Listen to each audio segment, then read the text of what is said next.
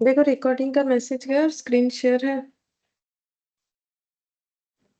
Ma'am. अच्छा ठीक है, देखो हम लोग मार्जिनल कॉस्टिंग कर रहे थे, ठीक है, उसमें जो भी बाकी था उसी को हम लोग कंटिन्यू करेंगे, उसके बाद नया चैप्टर जो है वो स्टार्ट करेंगे। तो 3-4 क्वेश्चन हम लोग का इसमें बाकी है, वो आज कंप्लीट हो जाएगा ये। ठीक है, तो सबसे पहले यहाँ पर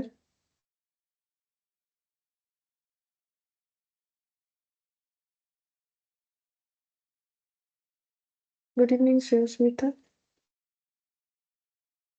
गुड इवनिंग मैम। देखो सबसे पहले यहाँ पर हम लोगों ने लास्ट क्लास में ना शायद याद नहीं होगा क्योंकि काफी दिन का बात है, अगर याद है तो इनडिफरेंस पॉइंट बोल के एक पॉइंट हम लोगों ने पढ़ा था। ठीक है, तो थोड़ा सा रिकॉल करवाते हैं। इनडिफरेंस पॉइंट ये हम लोग का लास्ट पॉइंट था जो हम लोगों ने कंप्लीट किया था, उसी पे बेस्ड है ये वाला क्वेश्चन। इनडिफरेंस पॉइंट, ठीक है, इनडिफरेंस पॉइंट क्या था, देखो कॉपी में लिखा हुआ होगा, अगर तुम लोगों ने क्लास जो है किया था लिखा था तो देखो चेक करने से पता चलेगा। इनडिफरेंस पॉइंट का मतलब ये होता है कि ऐसा पॉइंट जहां पर हम लोग मतलब दो अल्टरनेट हमारे लिए सेम तरीके से काम करेगा। ठीक है, दो अल्टरनेट हम लोग के लिए सेम तरीके से काम करेगा। जैसे अगर तुम लोग देखोगे मैंने जो डेफिनेशन लिखवाया था कि क्या होता है इस एक्टिविटी लेवल पे, मतलब इंडिफरेंस पॉइंट जो है ये एक ऐसा एक्टिविटी लेवल है, ठीक है, ऐसा एक एक्टिविटी लेवल है जहां पर दो ऑप्शंस जो है, दोनों ऑप्शंस हमें जो है सेम कॉस्ट या सेम प्रॉफिट देगा। दो ऑल्टरनेटिव, जैसे मैंने एक एग्जांपल दिया था, अगर तुम लोग को याद है कि मान लो हम एक बार एग्जांपल रिपीट करते हैं तो याद हो जाएगा। एबीसी लिमिटेड जो है वो प्रोडक्ट एक्स बनाना चाहता है, ठीक है, प्रोडक्ट एक्स बनाना चाहता है और उसके लिए उसको मशीन लेना है, ठीक है, उसके लिए उसको मशीन लेना है और वो 10,000 यूनिट ये प्रोडक्ट प्रोड्यूस करना चाह रहा है।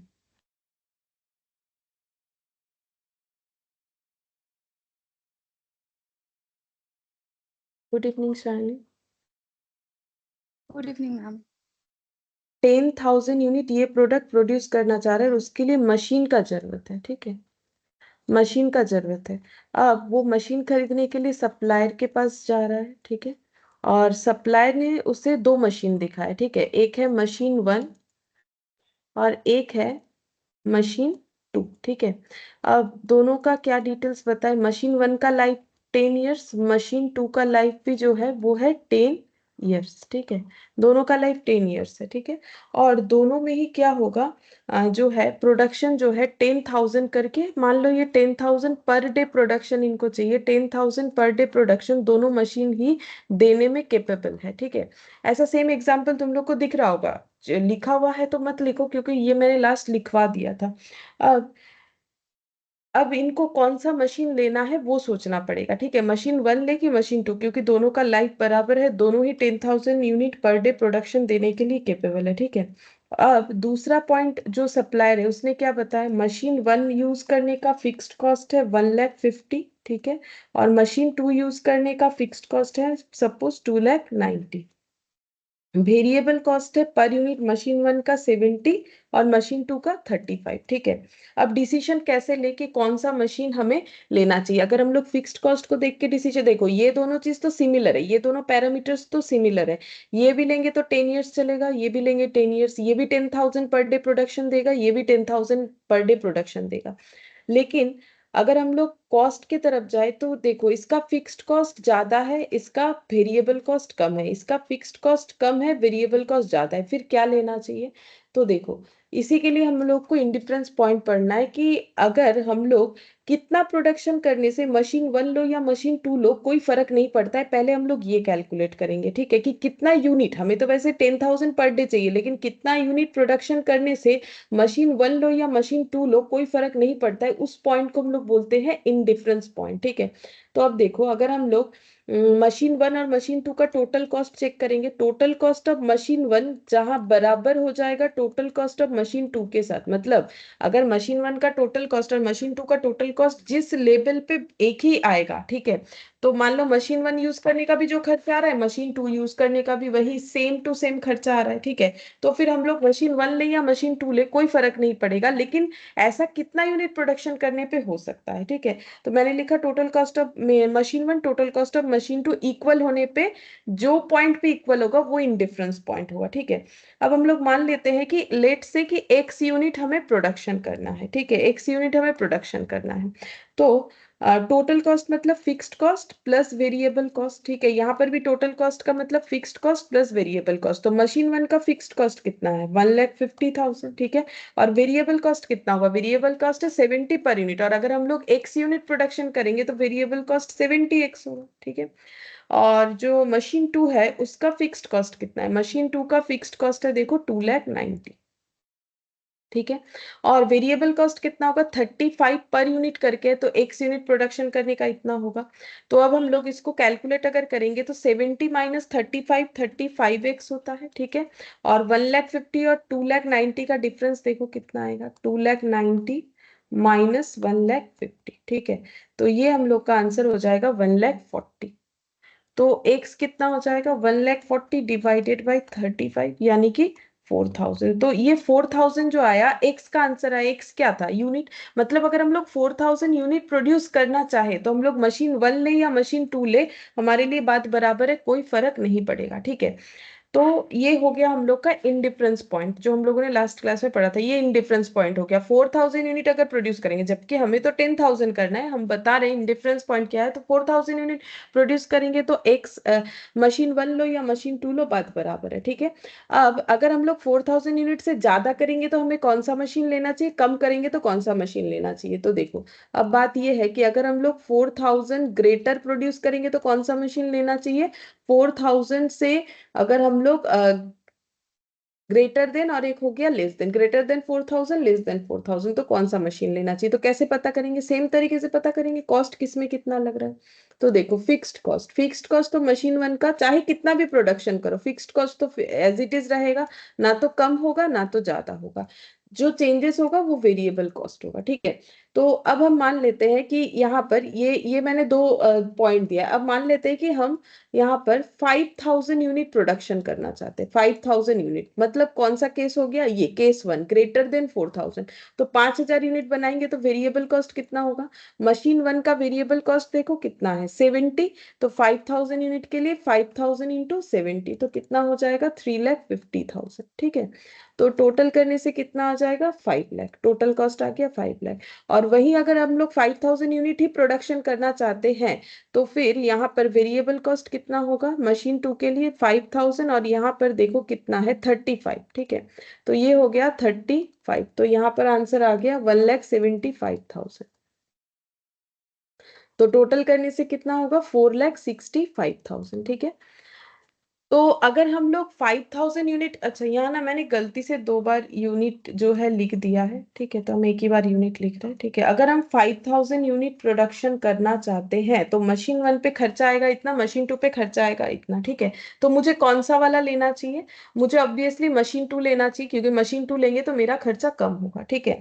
तो यहाँ पर हमें क्या समझ में आया, देखो, अगर इन डिफरेंस पॉइंट मतलब ऐसा पॉइंट जहां पर मशीन वन मशीन टू दोनों ही सेम जो है सेम आउटपुट देगा हमें, ठीक है। मतलब 4,000 यूनिट बनाएंगे तो फिर हमें मशीन वन लो मशीन टू फर्क नहीं पड़ेगा, ये हो गया इंडिफरेंस पॉइंट। अगर हम लोग इंडिफरेंस पॉइंट से ज्यादा प्रोडक्शन कर रहे हैं, प्लस साइड में जा रहे हैं, ज्यादा प्रोडक्शन कर रहे हैं, ठीक है, 4,000 से प्लस में जा रहे हैं, जैसे कि मैंने एग्जांपल 5,000 लिया, ठीक है। तो मेरे लिए मशीन टू सूटेबल हुआ। अब मशीन टू का फीचर्स क्या था, मशीन टू का फीचर्स ये था कि इसका फिक्स्ड कॉस्ट क्या है, फिक्स्ड कॉस्ट जो है ज्यादा है और वेरिएबल कॉस्ट जो है वो कम है, ठीक है। मतलब अगर हम लोग इंडिफरेंस पॉइंट से ज्यादा प्रोडक्शन करना चाहेंगे, ठीक है, तो हमें कौन सा वाला अडॉप्ट करना चाहिए, जिसमें फिक्स्ड कॉस्ट ज्यादा और वेरिएबल कॉस्ट कम है, ठीक है, ये होना चाहिए। अब इसका भी लॉजिक है, लॉजिक क्या है देखो, अगर हम लोग 4,000 यूनिट से ज्यादा प्रोडक्शन कर रहे हैं, ठीक है, मतलब हम लोग का क्वांटिटी प्रोडक्शन का ज्यादा हो रहा है, तो अब प्रोडक्शन ज्यादा हो रहा है मतलब हम लोग बिजनेस जो है हमारा ज्यादा ग्रो कर रहा है। अगर बिजनेस ज्यादा ग्रो कर रहा है तो हम लोग क्या करेंगे, हम लोग फिक्स्ड खर्चा ज्यादा कर सकते हैं। मतलब देखो, मशीन वगैरह कौन खरीदता है, कब खरीदता है, जब किसी का लार्ज बिजनेस होता है, ठीक है। स्मॉल बिजनेस वाले तो मशीन नहीं खरीदेगा ना, तो वो ह्यूमन बींग से ही काम करवा लेंगे। अब मान लो किसी के बिजनेस में 2 ह्यूमन बींग चाहिए, तो अब 2 ह्यूमन बींग और मशीन जो है वो 5 ह्यूमन बींग बीइंग के बदले काम करती है। मतलब हम ये कहना चाह रहे हैं कि एक मशीन, मान लो एक मशीन जो है वो 5 ह्यूमन बीइंग के बराबर है, ठीक है।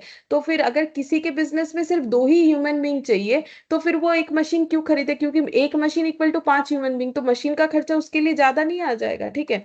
तो कोई मशीन वगैरह कब खरीदता है, जब उसका बिजनेस बढ़ता है। बिजनेस कब बढ़ेगा, जब प्रोडक्शन वगैरह बढ़ेगा, डिमांड होगा, ठीक है। तो अगर मेरा बिजनेस लार्ज की तरफ जा रहा है, मतलब लार्ज बिजनेस में कन्वर्ट होना स्टार्ट हो रहा है, तो हम फिक्स्ड खर्चा करने के लिए केपेबल होंगे, ठीक है। और करना भी चाहिए ताकि लॉन्ग रन में जाके मेरा जो कॉस्ट है वो कम हो जाए, ठीक है। तो ये देखो फिक्स्ड कॉस्ट बढ़ रहा है क्योंकि हम लोग इंडिफरेंस पॉइंट से ज्यादा प्रोडक्शन करने का सोच रहे हैं। तो फिक्स्ड कॉस्ट ज्यादा हो कोई प्रॉब्लम नहीं है, फिक्स्ड कॉस्ट बढ़ेगा तो automatically variable cost per unit जो है वो कम हो जाएगा, ठीक है। अब नेक्स्ट देखो यहाँ पर, और दूसरा वाला देखते हैं। जैसे अगर हम लोग मान लो सेकेंड वाला केस कि 4000 से कम करते हैं, मान लो हम लोग से 3000 यूनिट प्रोडक्शन कर रहे हैं, तो फिर हमें कौन सा मशीन लेना चाहिए, ठीक है। 3000 यूनिट करते हैं तो ये देखो, तो फिक्स्ड कॉस्ट कितना है, ये तो 1,50,000 ही रहेगा, फिक्स्ड रहेगा, क्योंकि फिक्स्ड कॉस्ट हमेशा फिक्स्ड रहता है, उसमें कोई चेंजेस नहीं होता है चाहे कितना भी यूनिट प्रोडक्शन करो। वेरिएबल कॉस्ट कितना होगा, 3000 इंटू 70, और इधर हो जाएगा 3000 इंटू 35, तो कितना आ जाएगा यहाँ पर देखो, 2,10,000, और ये आ जाएगा 1,05,000, ठीक है। तो टोटल हो जाएगा यहाँ पर 3,60,000, और यहाँ पर हो जाएगा 3,95,000, ठीक है। तो यहाँ पर हमें क्या समझने में आया, देखो इंडिफरेंस पॉइंट मान लो ये वाला है, ठीक है। अब हम लोग इंडिफरेंस पॉइंट से कम के साइड में जा रहे हैं, ठीक है, इधर आ रहे हैं, ठीक है, क्योंकि 4000 से कम प्रोडक्शन कर रहे हैं। अब देखो हमारे लिए सूटेबल कौन सा होगा, जिसमें खर्चा कम है, ये वाला, ठीक है, मशीन वन। अब मशीन वन का फीचर्स क्या था, इसका फिक्स्ड कॉस्ट कम था और वेरिएबल कॉस्ट जो है वो ज्यादा था, ये 70 था, ये 35 था, ठीक है। तो इससे ये पता चलता है कि अगर हम लोगों का जो है प्रोडक्शन इन डिफरेंस पॉइंट से भी कम है, तो फिर हमें हमेशा कौन सा एक्टिविटी लेवल चूज करना चाहिए, जहां पर फिक्स्ड कॉस्ट कम और वेरिएबल कॉस्ट ज्यादा है, मतलब स्मॉल बिजनेस की तरह, ठीक है। और अगर बिजनेस मेरा ग्रेटर होने जा रहा है तो फिक्स्ड कॉस्ट हम आराम से कर सकते हैं, फिक्स्ड खर्चा, तो फिक्स्ड कॉस्ट बढ़ेगा और वेरिएबल कॉस्ट क्या होगा, वो कम होगा, ठीक है। तो ये ऑलरेडी ना मेरा लिखवाया हुआ था, तो एक बार मैंने याद दिलाया, नहीं तो तुम लोग ये वाला क्वेश्चन जो है वो समझ नहीं पाओगे, ठीक है। अच्छा अब देखो यहाँ पर ये क्वेश्चन में आते हैं, 18th नंबर वाला। यहाँ पर बोला है the following are cost data for 3 alternative ways of processing the clerical work for cases brought before the LC court system, ठीक है। तो यहाँ पर क्या बोला है कि कुछ कॉस्ट डेटा दिया हुआ है, 3 अल्टरनेटिव तरीका है जिसके थ्रू से हम लोग क्लरिकल वर्क को प्रोसेस कर सकते हैं, ठीक है। जैसे देखो मैनुअली कर सकते हैं, सेमी ऑटोमेटिक तरीके से कर सकते हैं, फुल्ली ऑटोमेटिक तरीके से कर सकते हैं। मतलब जो क्लरिकल वर्क है वो फुल्ली मैनुअली भी होता है, ऑप्शन ए ये है। सेमी ऑटोमेटिक मतलब कुछ मैनुअली, कुछ जो है मशीन्स के थ्रू से, और फुल्ली ऑटोमेटिक मतलब जहाँ कोई ह्यूमन बीइंग है ही नहीं, ठीक है। तो अगर हम लोग सिर्फ और सिर्फ मैनुअली करते हैं, देखो सिर्फ और सिर्फ अगर मैनुअली करते हैं तो मंथली फिक्स्ड कॉस्ट क्या होगा, देखो occupancy 15,000, maintenance contract equipment lease ये सब कुछ भी खर्चा नहीं लगेगा। सेमी ऑटोमेटिक करने पे ये 3 एक्सपेंसेस होगा, फुल्ली ऑटोमेटिक करने पे ये 3 एक्सपेंसेस होगा। ये सब क्या है, ये बता रखा है फिक्स्ड कॉस्ट, ठीक है। तो देखो इसका फिक्स्ड कॉस्ट कितना हो गया, टोटल करेंगे तो 15,000, इसका कितना हो गया 45,000, ठीक है, और इसका कितना हो 1,25,000, ये फिक्स्ड कॉस्ट दिया हुआ है, ठीक है। अच्छा अब आगे देखो क्वेश्चन में क्या बोला है, तब समझ में आएगा इंडिफरेंस पॉइंट से ये कैसे रिलेटेड है। फिर देखो वेरिएबल कॉस्ट बताया है, ऑप्शन ए का वेरिएबल कॉस्ट है सप्लाईज और लेबर मिला के, यहाँ पर देखो 40 + 200 240, और ये हो जाएगा आई थिंक 140 हो रहा है, हाँ, और ये हो गया 40, ठीक है। तो ये हम लोग का हो जाएगा वेरिएबल कॉस्ट।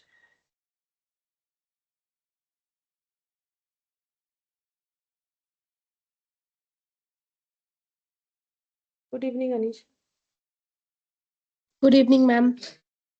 अच्छा, अब देखो क्या बोला है, calculate cost in difference point. हम लोग को क्या कैलकुलेट करना है, cost in difference point calculate करना है, इंटरप्रेट करना है रिजल्ट को, ठीक है। हमें इन डिफरेंस पॉइंट चाहिए। तो देखो अभी मैंने तुम लोग को जो डिटेल्स में सिखाया कि कैसे करके हमें इन डिफरेंस पॉइंट कैलकुलेट करना है, ये वाला, ये देखो इन डिफरेंस पॉइंट इस तरीके से कैलकुलेट करना है। तो हम लोगों को क्या करना पड़ा, मशीन 1 और मशीन 2 के टोटल कॉस्ट को हम लोगों ने कंपेयर किया।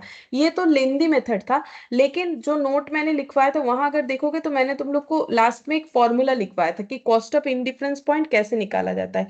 तो change in fixed cost divided by change in variable cost, ठीक है, इससे हम लोग निकालते हैं। तो वो देख सकते हो कि लिखवाया हुआ होगा कॉपी में। अभी हम लिख देते हैं एक बार, ठीक है, और उसी फॉर्मूले से हमें क्वेश्चन को करना पड़ेगा। ये देखो, cost of indifference point equal change in fixed cost divided by change in variable cost per unit. अगर हम लोग ये अप्लाई करेंगे तो डायरेक्टली हमारा आंसर आ जाएगा। जैसे कि तुम लोग इस पे अप्लाई करके देख सकते हो। ये देखो, जैसे चेंज इन फिक्स्ड कॉस्ट 2,90,000, और ये देखो ना, यहाँ पर चेंज इन फिक्स्ड कॉस्ट ही तो आया 2,90,000 और 1,50,000। तो यहाँ पर जो पूरा बड़ा सा कैलकुलेशन करके मैंने 4,000 दिखाया ना, वो इजीली उस फॉर्मूले से आ जाएगा। चेंज इन फिक्स्ड कॉस्ट कितना, 2,90,000 माइनस 1,50,000, 70 माइनस 35, ठीक है। तो ये देखो 2,90,000 माइनस 1,50,000 कितना हो जाएगा, 1,40,000, ठीक है। और 70 माइनस 35 कितना हो जाएगा, 35, और ये डिवाइड करने से कितना आ जाएगा, 4,000, ठीक है। तो ये देखो, ये जो इंडिफरेंस पॉइंट निकालना है वो इजीली हम लोग इस तरीके से निकाल सकते हैं। तो इस फॉर्मूले से निकल जाएगा, और कंसेप्ट भी मैंने एक बार फिर से बता दिया। अब यहाँ पर इस क्वेश्चन में हम लोग इसका कैसे अप्लाई करेंगे। तो यहाँ पर हमें इंडिफरेंस पॉइंट निकालने के लिए बोला है, तो हमें इंडिफरेंस पॉइंट निकालने के लिए दो अल्टरनेटिव में कंपेयर करना पड़ता है, ठीक है। तो अभी यहाँ पर हमारे पास दो के जगह तीन ऑल्टरनेट है। ये देखो, दो के जगह तीन ऑल्टरनेट है, ठीक है। तो हम लोग तीनों में कंपेयर करेंगे, पहले ए एंड बी, फिर बी एंड सी, और आखिर में ए एंड सी, ऐसे करके हम लोग कंपेयर करेंगे, ठीक है। तो तीनों में कंपेयर करेंगे। तो इसको कैसे प्रेजेंट करना पड़ेगा, ये देखो ऐसे लिखेंगे, question number 18, cost of indifference point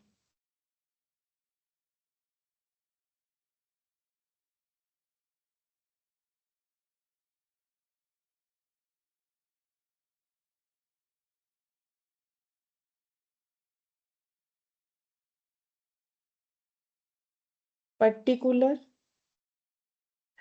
comparisons,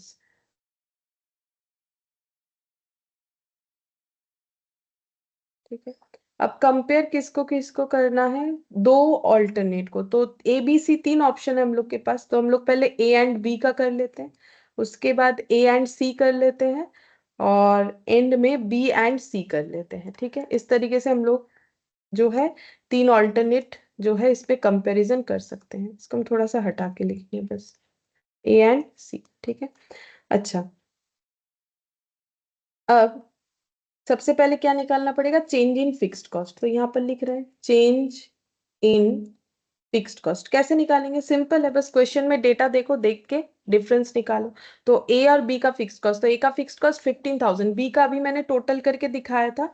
B का टोटल आया था हम लोग का यहाँ पर 25, 30, 45 आया था, ठीक है। तो 45, तो 15 और 45, तो यहाँ पर लिखते हैं 45,000 माइनस 15,000, ठीक है। ए एंड सी का कितना हो जाएगा, तो सी का देखते हैं फिक्स्ड कॉस्ट कितना है। सी का है 1,25,000, ठीक है। तो 1,25,000 माइनस 15,000, ठीक है। और बी और सी का, बी का कितना है 15, सी का है 1,25,000, तो 1,25,000 माइनस ये सी का हो गया, बी का है 45, ठीक है, बी का है 45,000, ठीक है। अब माइनस करने के बाद 45 और 15 का डिफरेंस आता है 30,000, और इन दोनों का डिफरेंस आता है 1,10,000। अच्छा, और इन दोनों का डिफरेंस आता है 80,000। अब डिफरेंस इन डिफरेंस या चेंज इन वेरिएबल कॉस्ट, जो भी लिखना चाहो, चेंज लिखो या डिफरेंस लिखो, बात एक ही है। अब वेरिएबल कॉस्ट देखो क्या है, वो तो नीचे दिया हुआ है। वेरिएबल कॉस्ट ये देखो, ये दोनों मिला के 240 और ये हो जाएगा 140 और ये हो गया 40, ठीक है। तो 240 माइनस 140, ठीक है। तो ये हो जाएगा 100। ये ए और बी का, ठीक है। बी और सी का 140 माइनस, नहीं, बी का कित ए और सी का, अच्छा, ए का 240 और सी का हो जाएगा 40, ठीक है। तो मैंने ए सी लिखा है तो उस हिसाब से लिखना पड़ेगा। 240 माइनस यहाँ पर हो जाएगा 40। अच्छा, और बी एंड सी का, तो बी का है 140 और सी का है 40, ठीक है। तो डिफरेंसेस आ गया हम लोग का 200 और यहाँ पर आ गया हम लोग का 100, ठीक है। अब हम लोग निकाल लेंगे cost of indifference point. Indifference point, cost of indifference point, ठीक है। तो change in fixed cost divided by change in variable cost, तो 30,000 डिवाइडेड बाय 100, 1,10,000 डिवाइडेड बाय 200 और 80,000 divided by 100।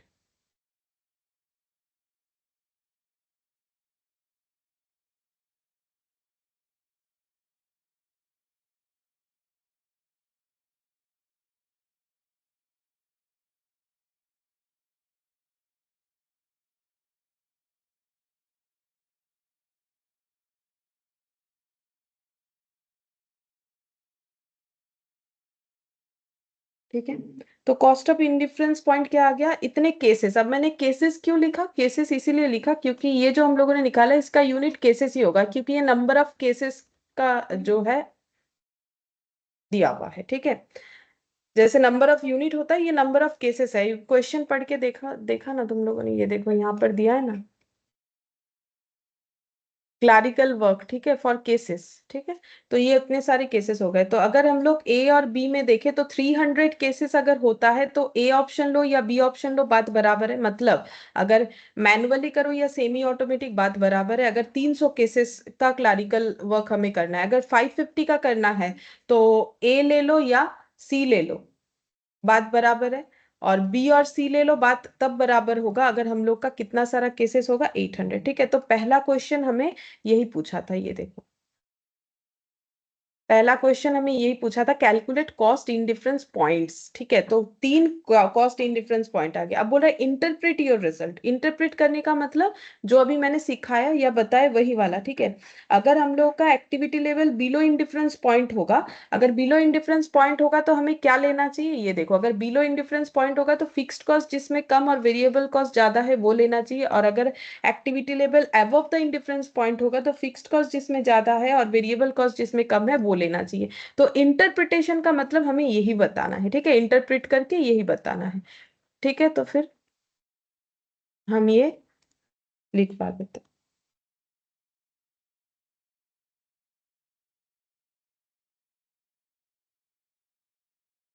Eight activity level below the indifference point, the alternative with lower fixed cost and higher variable cost should be used.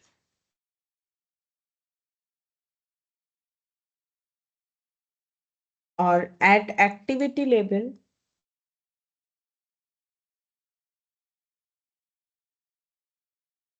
above the indifference point,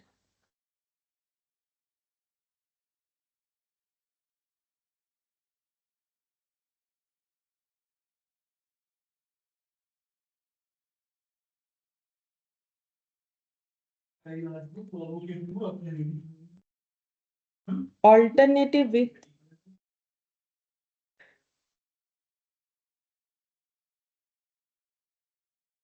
higher fixed cost and lower variable cost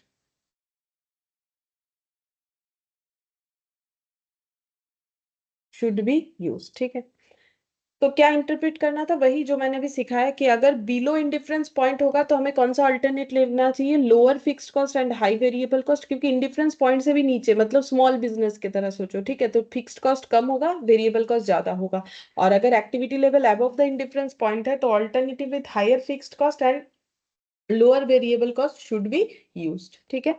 अच्छा, अब ये देखो पहला point हम लोग का हो गया कंप्लीट, पॉइंट क्वेश्चन नंबर 1। फिर क्वेश्चन नंबर 2 में बोला है if the present case load is 600 cases, अगर 600 केसेस आ रहा है and it is expected to go up to 850 cases, मतलब अगर 600 से 850 केसेस तक जाएगा फ्यूचर में, ठीक है, क्लरिकल वर्क इतने सारे केसेस पे होगा, तो most appropriate on cost consideration क्या है, ठीक है। मतलब हमें फिर कौन सा अल्टरनेट लेना चाहिए, बोला है कि select most appropriate on cost consideration, मतलब एप्रोप्रिएट मीडियम सोचो कि कौन से मीडियम से हम लोग 600 से 850 केसेस का सॉल्व करेंगे, मैनुअल तरीके से, सेमी ऑटोमेटिक या फुल्ली ऑटोमेटिक तरीके से। और ये आंसर हमें जो देना है वो कॉस्ट को कंसीडर करते हुए देना है। कॉस्ट को कंसीडर करने का मतलब है जिसमें कॉस्ट कम होगा हमें वही वाला करना चाहिए, ठीक है।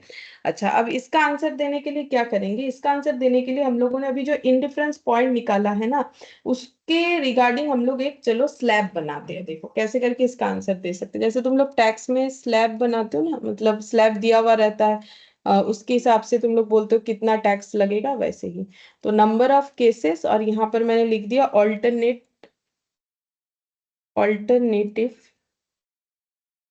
टू बी चूजन, ठीक है। अच्छा, अब देखो हमारे पास इंडिफरेंस पॉइंट कैसा कैसा है, पहले आया 300, 550, 800, ठीक है। तो अगर हम लोग का केसेस 300 से कम या 300 के बराबर हो, ठीक है, मतलब लेस देन इंडिफरेंस पॉइंट, अगर ऐसा हो तो कौन सा अल्टरनेट है।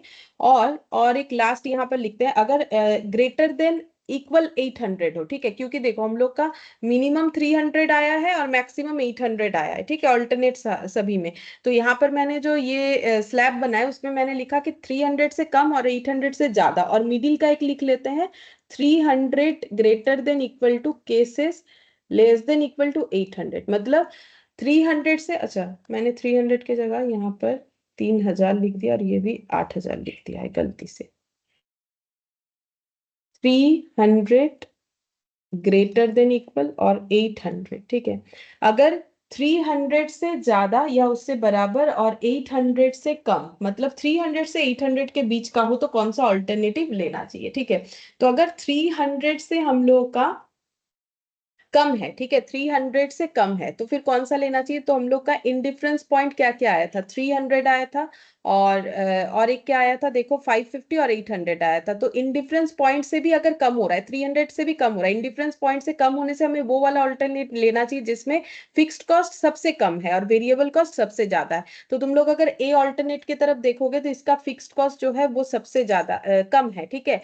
और बाकी वेरिएबल कॉस्ट देखो, ये सॉरी ये फिक्स्ड कॉस्ट देखो दोनों ज्यादा है, ठीक है। इसमें फिक्स्ड कॉस्ट कितना हो जाएगा, ये हो गया 45, ठीक है, और ये हुआ था आई थिंक 1,25,000, ठीक है। तो फिक्स्ड कॉस्ट सबसे कम इसमें है। तो अगर इंडिफरेंस पॉइंट से कम जा रहे हैं तो इसमें फिक्स्ड कॉस्ट सबसे कम है, वही हमें लेना चाहिए, मतलब स्मॉल बिजनेस है, ठीक है। और वेरिएबल कॉस्ट इसमें ज्यादा होगा, ये देखो 240 सबसे ज्यादा, ठीक है। तो इसमें आंसर आ जाएगा ए, ठीक है। हमें ऑल्टरनेटिव ए चूज करना चाहिए। और अगर मेरा 800 से ज्यादा, मतलब इंडिफरेंस पॉइंट से ज्यादा आ रहा है, पहले हम ये दोनों लिख लेते, जो बचेगा वही बीच वाला होगा, ठीक है। तो 800 से ज्यादा मतलब हम लोग का इंडिफरेंस पॉइंट से ज्यादा, ठीक है, 800 ग्रेटर देन इक्वल है, तो इसका मतलब जिसमें वेरिएबल कॉस्ट सबसे कम है, मतलब ऑल्टरनेट सी, जिसमें वेरिएबल कॉस्ट सबसे कम है और फिक्स्ड कॉस्ट जो है वो सबसे ज्यादा है, मतलब इसमें ऑल्टरनेट सी होगा। तो इसका मतलब इसमें क्या आ जाएगा, बी, ठीक है। ऐसे करके हम लोगों ने क्या कर दिया, पहले एक अपना क्वेश्चन आंसर देने के लिए एक स्लैब बना लिया, ठीक है। अब हम लोग को पूछा है कि अगर 600 केसेस हुआ तो क्या होगा, और अगर 850 केसेस हुआ तो क्या होगा, ठीक है। तो अगर 600 केसेस हुआ तो हमें कौन सा ऑल्टरनेट लेना चाहिए, ठीक है। तो ये देखो 600 केसेस अगर हुआ तो हमें ऑल्टरनेट लेना चाहिए कौन सा, और अगर 850 केसेस हुआ तो हमें कौन सा ऑल्टरनेट लेना चाहिए, 850 केसेस, ठीक है। तो देखो 600 केसेस अगर हुआ, 600 कौन से स्लैब के अंदर आ रहा है, 600 आ रहा है ये वाला, ऑल्टरनेट बी हो जाएगा, और 850 के लिए ऑल्टरनेट हम लोग का सी हो जाएगा, ठीक है। अब मैंने तो ये बहुत ही शॉर्ट में लिखवा दिया, ये जो आंसर है तुम लोग को पूरा लिखना पड़ेगा, ठीक है। Alternate C, alternate B is ये जो आंसर लिखोगे ना, तो इसमें तुम लोग ऐसे लिखना, since present case load is 600, ठीक है, therefore alternate B is suitable, ठीक है, कि प्रेजेंट केस लोड 600 है और उसके लिए सुटेबल है अल्टरनेट बी, ऐसे करके पूरे लैंग्वेज में लिखना पड़ेगा। और यहाँ पर लिखना पड़ेगा alternate C is most important, ऐसे लिख सकते हो, if further case is expected to go up to 850, अगर फ्यूचर में 850 तक केस जाएगा तो सबसे बेस्ट होता है कि हम लोग अल्टरनेट सी को लेके चले, क्योंकि ज्यादा अगर हमारा क्लरिकल वर्क होगा तो ऑब्वियसली हमें फिक्स्ड कॉस्ट पे खर्चा कर देना चाहिए और वेरिएबल कॉस्ट को रिड्यूस करने का कोशिश करना चाहिए, ठीक है। तो ये थोड़ा सा मैंने जो है एक्स्ट्रा ही बता दिया, एक्स्ट्रा इन द सेंस ये पहले डिस्कस किया था ये वाला पॉइंट, क्योंकि बीच में गैप हुआ हमारा, ठीक है, तो इसी वजह से मैंने दोबारा बताया। और ये 18 नंबर वाला क्वेश्चन हम लोग का कंप्लीट हुआ, ठीक है। अब 19 नंबर वाला क्वेश्चन देखो, 19 नंबर वाला एक मैथमेटिकल क्वेश्चन है, ठीक है, मतलब कुछ दिया हुआ है हमें डिटेल्स, ठीक है, जिससे इक्वेशन बिल्डअप करके हमें आंसर देना पड़ेगा, ठीक है। अच्छा, अब देखो कैसा है ये वाला क्वेश्चन, यहाँ पर देखते हैं, देखो क्या बोला है। बोल रहा है कि X Y limited makes two product X and Y, X Y limited जो है वो दो प्रोडक्ट बनाता है X and Y, whose respective fixed cost are F1 and F2, ठीक है, मतलब दोनों प्रोडक्ट बनाने का फिक्स्ड कॉस्ट है F1 F2। तो हम पहले एक एक करके चीजों को नोट डाउन करते हैं, ठीक है। एक्स वाई जो है, एक्स वाई लिमिटेड, ठीक है, वो प्रोडक्शन करता है दो प्रोडक्ट, ठीक है, एक प्रोडक्ट है एक्स, दूसरा है प्रोडक्ट वाई, ठीक है। अच्छा, अब एक्स प्रोडक्ट का फिक्स्ड कॉस्ट कितना है F1 और वाई प्रोडक्ट का है F2, ऐसा क्वेश्चन में बता रखा है F1 और F2, ठीक है। फिर बोल रहा है यू आर गिवन दैट, कि ये हमें बताया गया है द यूनिट कंट्रीब्यूशन, मतलब एक यूनिट में कंट्रीब्यूशन जो है ऑफ वाई, वाई का is 1/5 less than the unit contribution of x, मतलब एक्स का जितना भी कंट्रीब्यूशन है वाई का कंट्रीब्यूशन उससे 1/5 कम है, यही बोल रहा है, ठीक है। ऐसा तुम लोग बचपन में मैथ्स में किए होगे 9 10 में, ठीक है। बोल रहा है कि कंट्रीब्यूशन जो वाई का है वो 1/5 कम है एक्स के कंट्रीब्यूशन से, ठीक है। तो हम यहाँ पर इस चीज को नोट डाउन करते हैं, देखो, तो हम लोग ऐसे लिख सकते हैं कंट्रीब्यूशन पर यूनिट, ठीक है, कंट्रीब्यूशन पर यूनिट अगर एक्स का है 1, ठीक है, तो y का कितना होगा, y का हो जाएगा 1 - 1/5, ठीक है, 1 - 1/5, क्योंकि यही बोला है 1/5 कम है, 1/5 less than the unit contribution of x, तो ये हो जाएगा 4/5, मतलब 1 मतलब 100% मान सकते हो, तो ये 80% हो रहा है, ठीक है, 4/5 मतलब 80%, ये हो गया। अब कंट्रीब्यूशन पर यूनिट जो है इसको हम एक मतलब कुछ डिजिट से, सॉरी, कुछ इसको हम किस तरीके से डिनोट करें, देखो, जैसे यहाँ F1 F2 से फिक्स्ड कॉस्ट को डिनोट किया है, तो हम इसको ना डिनोट करते हैं कंट्रीब्यूशन ऑफ एक्स ऐसे करके, ठीक है, मतलब एक्स का एक यूनिट का कंट्रीब्यूशन हम सी एक्स से डिनोट कर रहे हैं, सी एक्स इंटू 1 यानी सी एक्स हो गया, ठीक है। और ये क्या हो जाएगा, यहाँ पर कंट्रीब्यूशन ऑफ वाई को हम डिनोट कर रहे हैं, मान लो ये हम डिनोट कर रहे हैं सी एक्स से, ये मैंने डिनोट किया सी वाई से, ठीक है, ऐसे लिखते हैं, ये हटाते हैं।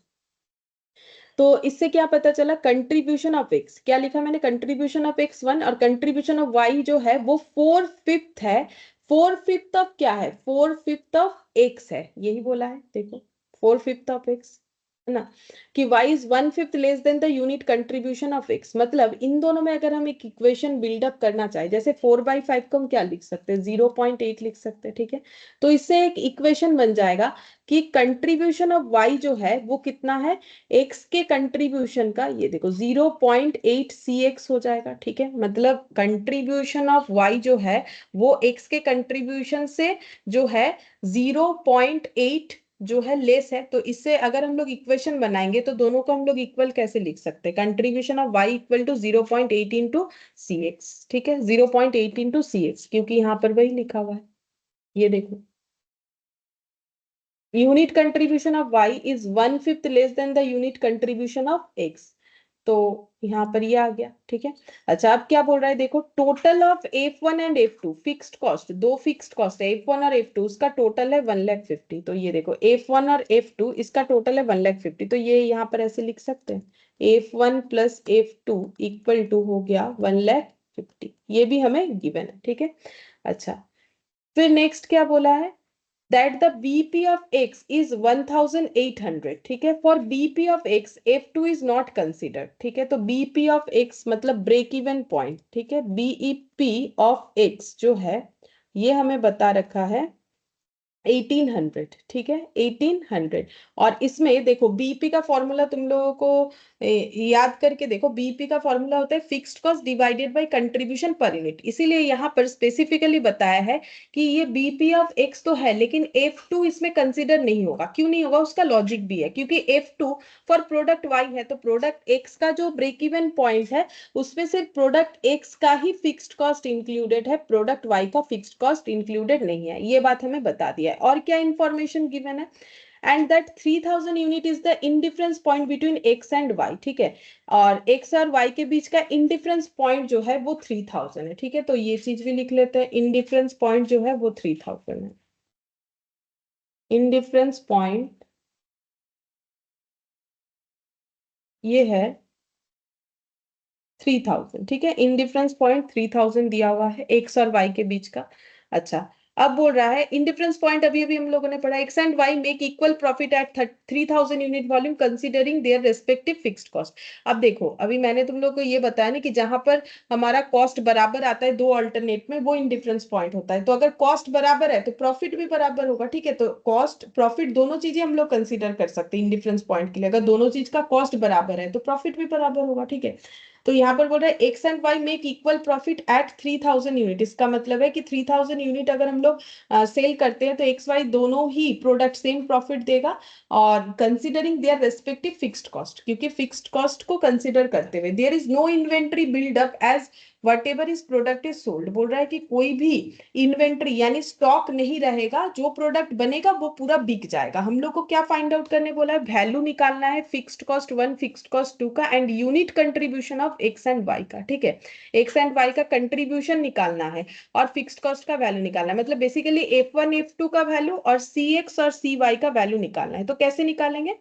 तो इसके लिए जो भी इक्वेशन हमारे पास यहाँ पर जो भी इंफॉर्मेशन और इक्वेशन बिल्डअप हुआ है उसके थ्रू से हमें निकालना पड़ेगा, ठीक है. अच्छा, इंडिफरेंस पॉइंट जो है इसका मतलब क्या होता है? इसका मतलब यहाँ पर बताया प्रॉफिट से रिलेट करके, ठीक है. तो ये एक बार लिख लेते हैं. Profit from X at 3000 unit equal to profit from Y product at 3000 unit, ठीक है. ये इंफॉर्मेशन हमें गिवन है. अब हम लोग एक एक करके जो है इसे स्टार्ट कर सकते हैं. जैसे देखो हम लोग ऐसे लिख सकते हैं कि यहाँ पर से स्टार्ट करते हैं. जैसे बीपी बीपी से स्टार्ट करते हैं. BP of X equal to क्या होगा? फिक्स्ड कॉस्ट ऑफ एक्स, क्योंकि बीपी का फॉर्मूला क्या होता है? बीपी का फॉर्मूला होता है fixed cost divided by contribution per unit.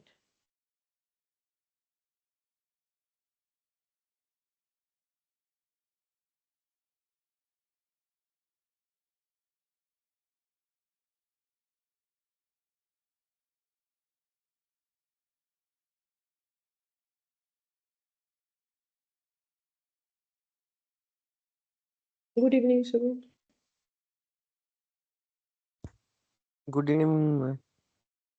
Contribution per unit of X, ठीक है. तो फिक्स्ड कॉस्ट जो है वो एक्स का कितना है? F1 है, ठीक है. Contribution per unit of x कितना है? CX है, ठीक है.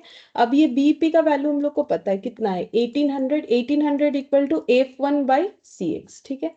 तो F1 अब हम लोग क्रॉस मल्टीप्लीकेशन कर लेते हैं तो ये हो जाएगा 1800 CX, ठीक है. 1800 CX. अच्छा, अब नेक्स्ट हम लोग जो इंडिफरेंस पॉइंट है उसका यूज करते हैं. उसमें हम लोगों ने क्या देखा? उसमें हम लोगों ने देखा profit of X at 3000 unit equal to profit of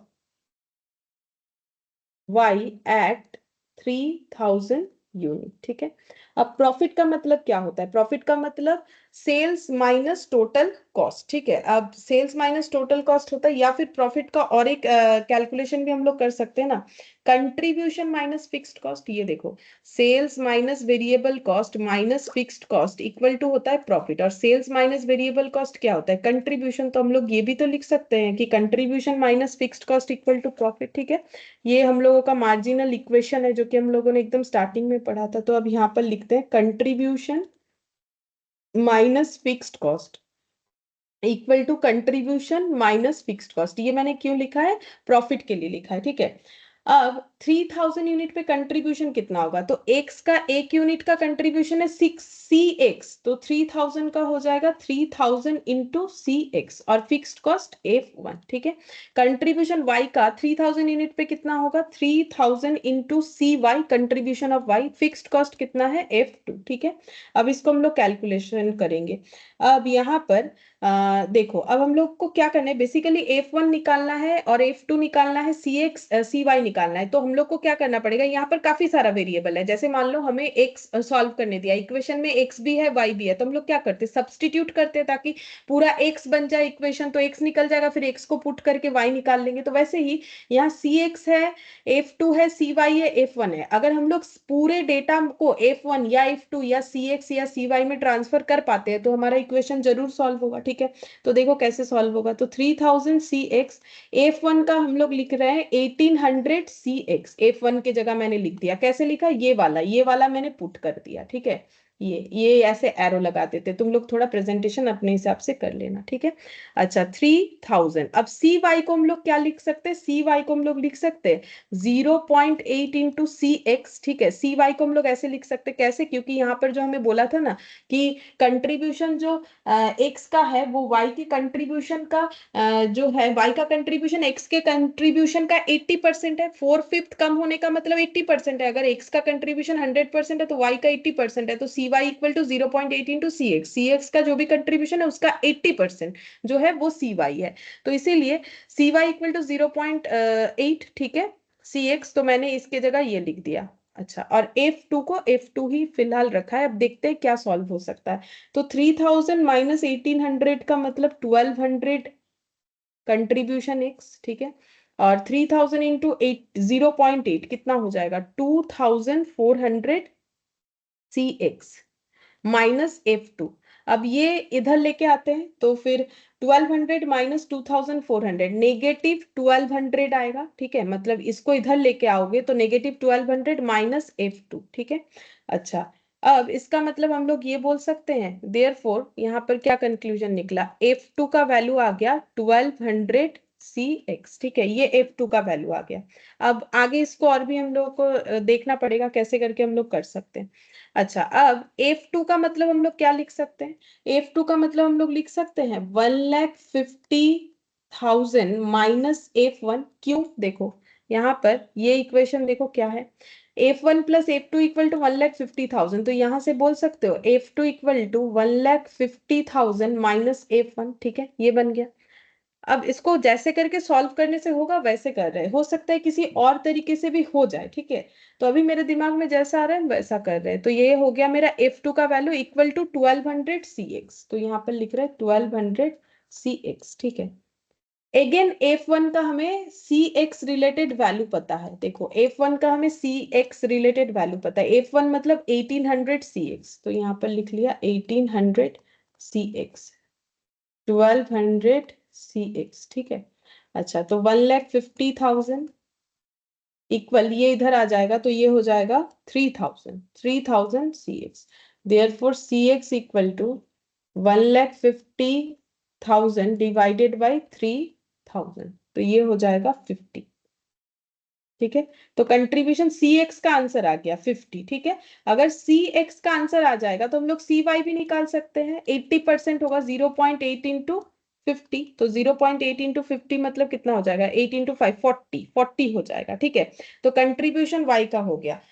अच्छा, अब F1 का मतलब हम लोग को पता है, F1 होता है 1800 CX, ये रिलेशन हम लोगों ने निकाला था, F1 भी निकल जाएगा 1800 और CX कितना है 50, तो 1800 इंटू 50 करेंगे तो कितना आ जाएगा 90,000, ठीक है। अच्छा, अब F1 आ गया तो F2 भी आ जाएगा, F2 कितना होगा 1,50,000 माइनस F1, ठीक है, तो 1,50,000 माइनस 90,000, तो यहाँ पर हो जाएगा 60,000, ठीक है। तो मैंने ना सिर्फ लाइन बाय लाइन दिखा दिया है, तुम लोग इसका प्रेजेंटेशन जो थोड़ा सा अच्छा और कर सकते हो, ठीक है, मतलब एक एक करके स्टेप वाइज फिर लिखना पड़ेगा कि F1 का वैल्यू कितना है, F2 का, इस तरीके से लिखना पड़ेगा, ठीक है। तो मैंने यहाँ पर जो है ये बेसिकली ना मैथ्स जैसा ही क्वेश्चन हो गया, मतलब कॉस्ट रिलेटेड मैथमेटिकल वाला क्वेश्चन, मतलब ज्यादा से ज्यादा तो इक्वेशन पे ही जोर दिया गया है कि कैसे करके हम लोग इक्वेशन बिल्डअप कर सकते हैं। हाँ, ये नॉलेज जरूर होना चाहिए कि बीईपी का मतलब क्या होता है, इंडिफरेंस पॉइंट का मतलब क्या होता है, ये जब तक पता नहीं होगा तुम लोग अपना इक्वेशन बिल्डअप नहीं कर पाएंगे। तो हमें तीन चीज दिया हुआ था, एक तो दो प्रोडक्ट बना रहा है कंपनी, दोनों का अलग अलग फिक्स्ड कॉस्ट है F1 F2, दोनों फिक्स्ड कॉस्ट मिला के वैल्यू 1,50,000, एक तो ये दिया हुआ था, कंट्रीब्यूशन एक्स का था 1 यूनिट, तो वाई का हो जाएगा 450 यूनिट। क्यों? क्योंकि दोनों का कंट्रीब्यूशन में जो एक्स का कंट्रीब्यूशन वाई का कंट्रीब्यूशन जो है एक्स से 1/5 कम है, यानी 4/5 है, तो बेसिकली ये 100% है, तो ये 80% है, मतलब कंट्रीब्यूशन ऑफ वाई जो है वो 80% ऑफ कंट्रीब्यूशन ऑफ एक्स है, जो कि यहाँ पर एक इक्वेशन बनाया। तो ये इक्वेशंस को हम लोगों ने यूज किया और इंडिफरेंस पॉइंट का जो कंसेप्ट है उसको यूज किया, फिर एक के बाद एक चीजों को ट्रांसफर करते हुए हम लोग यहाँ पर आंसर ला सकते हैं कि किस तरीके से F1 F2 और C1 C2 का आंसर आएगा, ठीक है। अच्छा, ये क्वेश्चन बस इतना ही था, इसमें और कुछ नहीं, ये वैल्यूज फाइंड आउट करने के लिए बोला था। अच्छा, अब क्वेश्चन नंबर 20 जो कि लास्ट क्वेश्चन है, उसके बाद एक कंसेप्ट बाकी है, वो करने से उस पे दो क्वेश्चन बेस्ड है, वो करने से हम लोग का कंप्लीट होगा। तो 20 नंबर में देखते हैं क्या बोला है, बोल रहा है कि Preesha limited manufactures 3 different product and the following information has been collected from the books of accounts. तो तीन अलग अलग प्रोडक्ट ये लोग जो है मैन्युफैक्चर करते हैं, ए बी और सी, ठीक है। सेल्स मिक्स 40%, 35%, 25%, मतलब तीन प्रोडक्ट तो बनता है, लेकिन कौन सा प्रोडक्ट कितने क्वांटिटी में बनता है, ए 40% बनता है, बी 35 और सी 25%। सेलिंग प्राइस ए का 300, बी का 400 और सी का 200 है। वेरिएबल कॉस्ट 150, 200 और 120 है। Fixed cost 18 lakh total. Total sales कितना है 60 लाख, ठीक है। टोटल सेल्स कितना दिया हुआ है 60 लाख। हम लोग को क्या कैलकुलेट करके देना है, देखते हैं। The company has currently under discussion a proposal to discontinue the manufacture of product C। अच्छा, कंपनी सोच रही है कि उनका ऐसा कुछ प्रपोजल है कि ये प्रोडक्ट सी जो है वो कंटिन्यू और नहीं करना चाहती है, ठीक है, और इसके जगह ई प्रोडक्ट बनाना चाहती है सी के जगह। When the following results are anticipated, ठीक है, अगर ऐसा करेगी तो क्या रिजल्ट होगा, जो कि इन्होंने सोच रखा है कि ऐसा हो सकता है अगर सी के जगह ई बना तो। सेल्स मिक्स ऐसे हो जाएगा 45 30 और 25%। सेलिंग प्राइस कुछ ऐसा रहेगा, वेरिएबल कॉस्ट ऐसा, total fixed cost, total sales. हम लोग को फाइंड आउट करने क्या बोला है, तीन चीज फाइंड आउट करने बोला है। फर्स्ट क्या बोला है, calculate the total contribution to sales ratio and present break even sales at existing sales mix. बोल रहा है कि total contribution to sales ratio हमें कैलकुलेट करना है, मतलब कंट्रीब्यूशन डिवाइडेड बाय सेल्स, यानी कि PV ratio. Contribution to sales, to मतलब तो डिवाइड होता है ना मैथमेटिक्स में, ठीक है, तो कंट्रीब्यूशन टू सेल्स रेशियो हमें फाइंड आउट करने बोला है, मतलब contribution divided by sales, basically PV ratio. और break even sales at existing sales mix, मतलब जो एबीसी वाला है, एग्जिस्टिंग तो ये वाला है, ये तो फ्यूचर में सोच रहे हैं कि ऐसा करेंगे, प्रपोजल है, अभी तक एग्जीक्यूट नहीं हुआ है। और ये जो एबीसी है इसका हमें क्या निकालना है, ये जो करंट सेल्स मिक्स चल रहा है उसका ब्रेक इवन सेल्स निकालना है। पहला क्वेश्चन ये वाला है, ठीक है। तो चलो पहले पहला वाला क्वेश्चन हम लोग कर लेते हैं। क्वेश्चन नंबर 20, सेल्स, ये देखो सेल्स कितना है, ए बी सी में जाते हैं, सेल्स है टोटल 60 लाख, ठीक है, टोटल सेल्स ये देखो 60 लाख, ठीक है। टोटल सेल 60 लाख है और तीन प्रोडक्ट बनता है, ठीक है।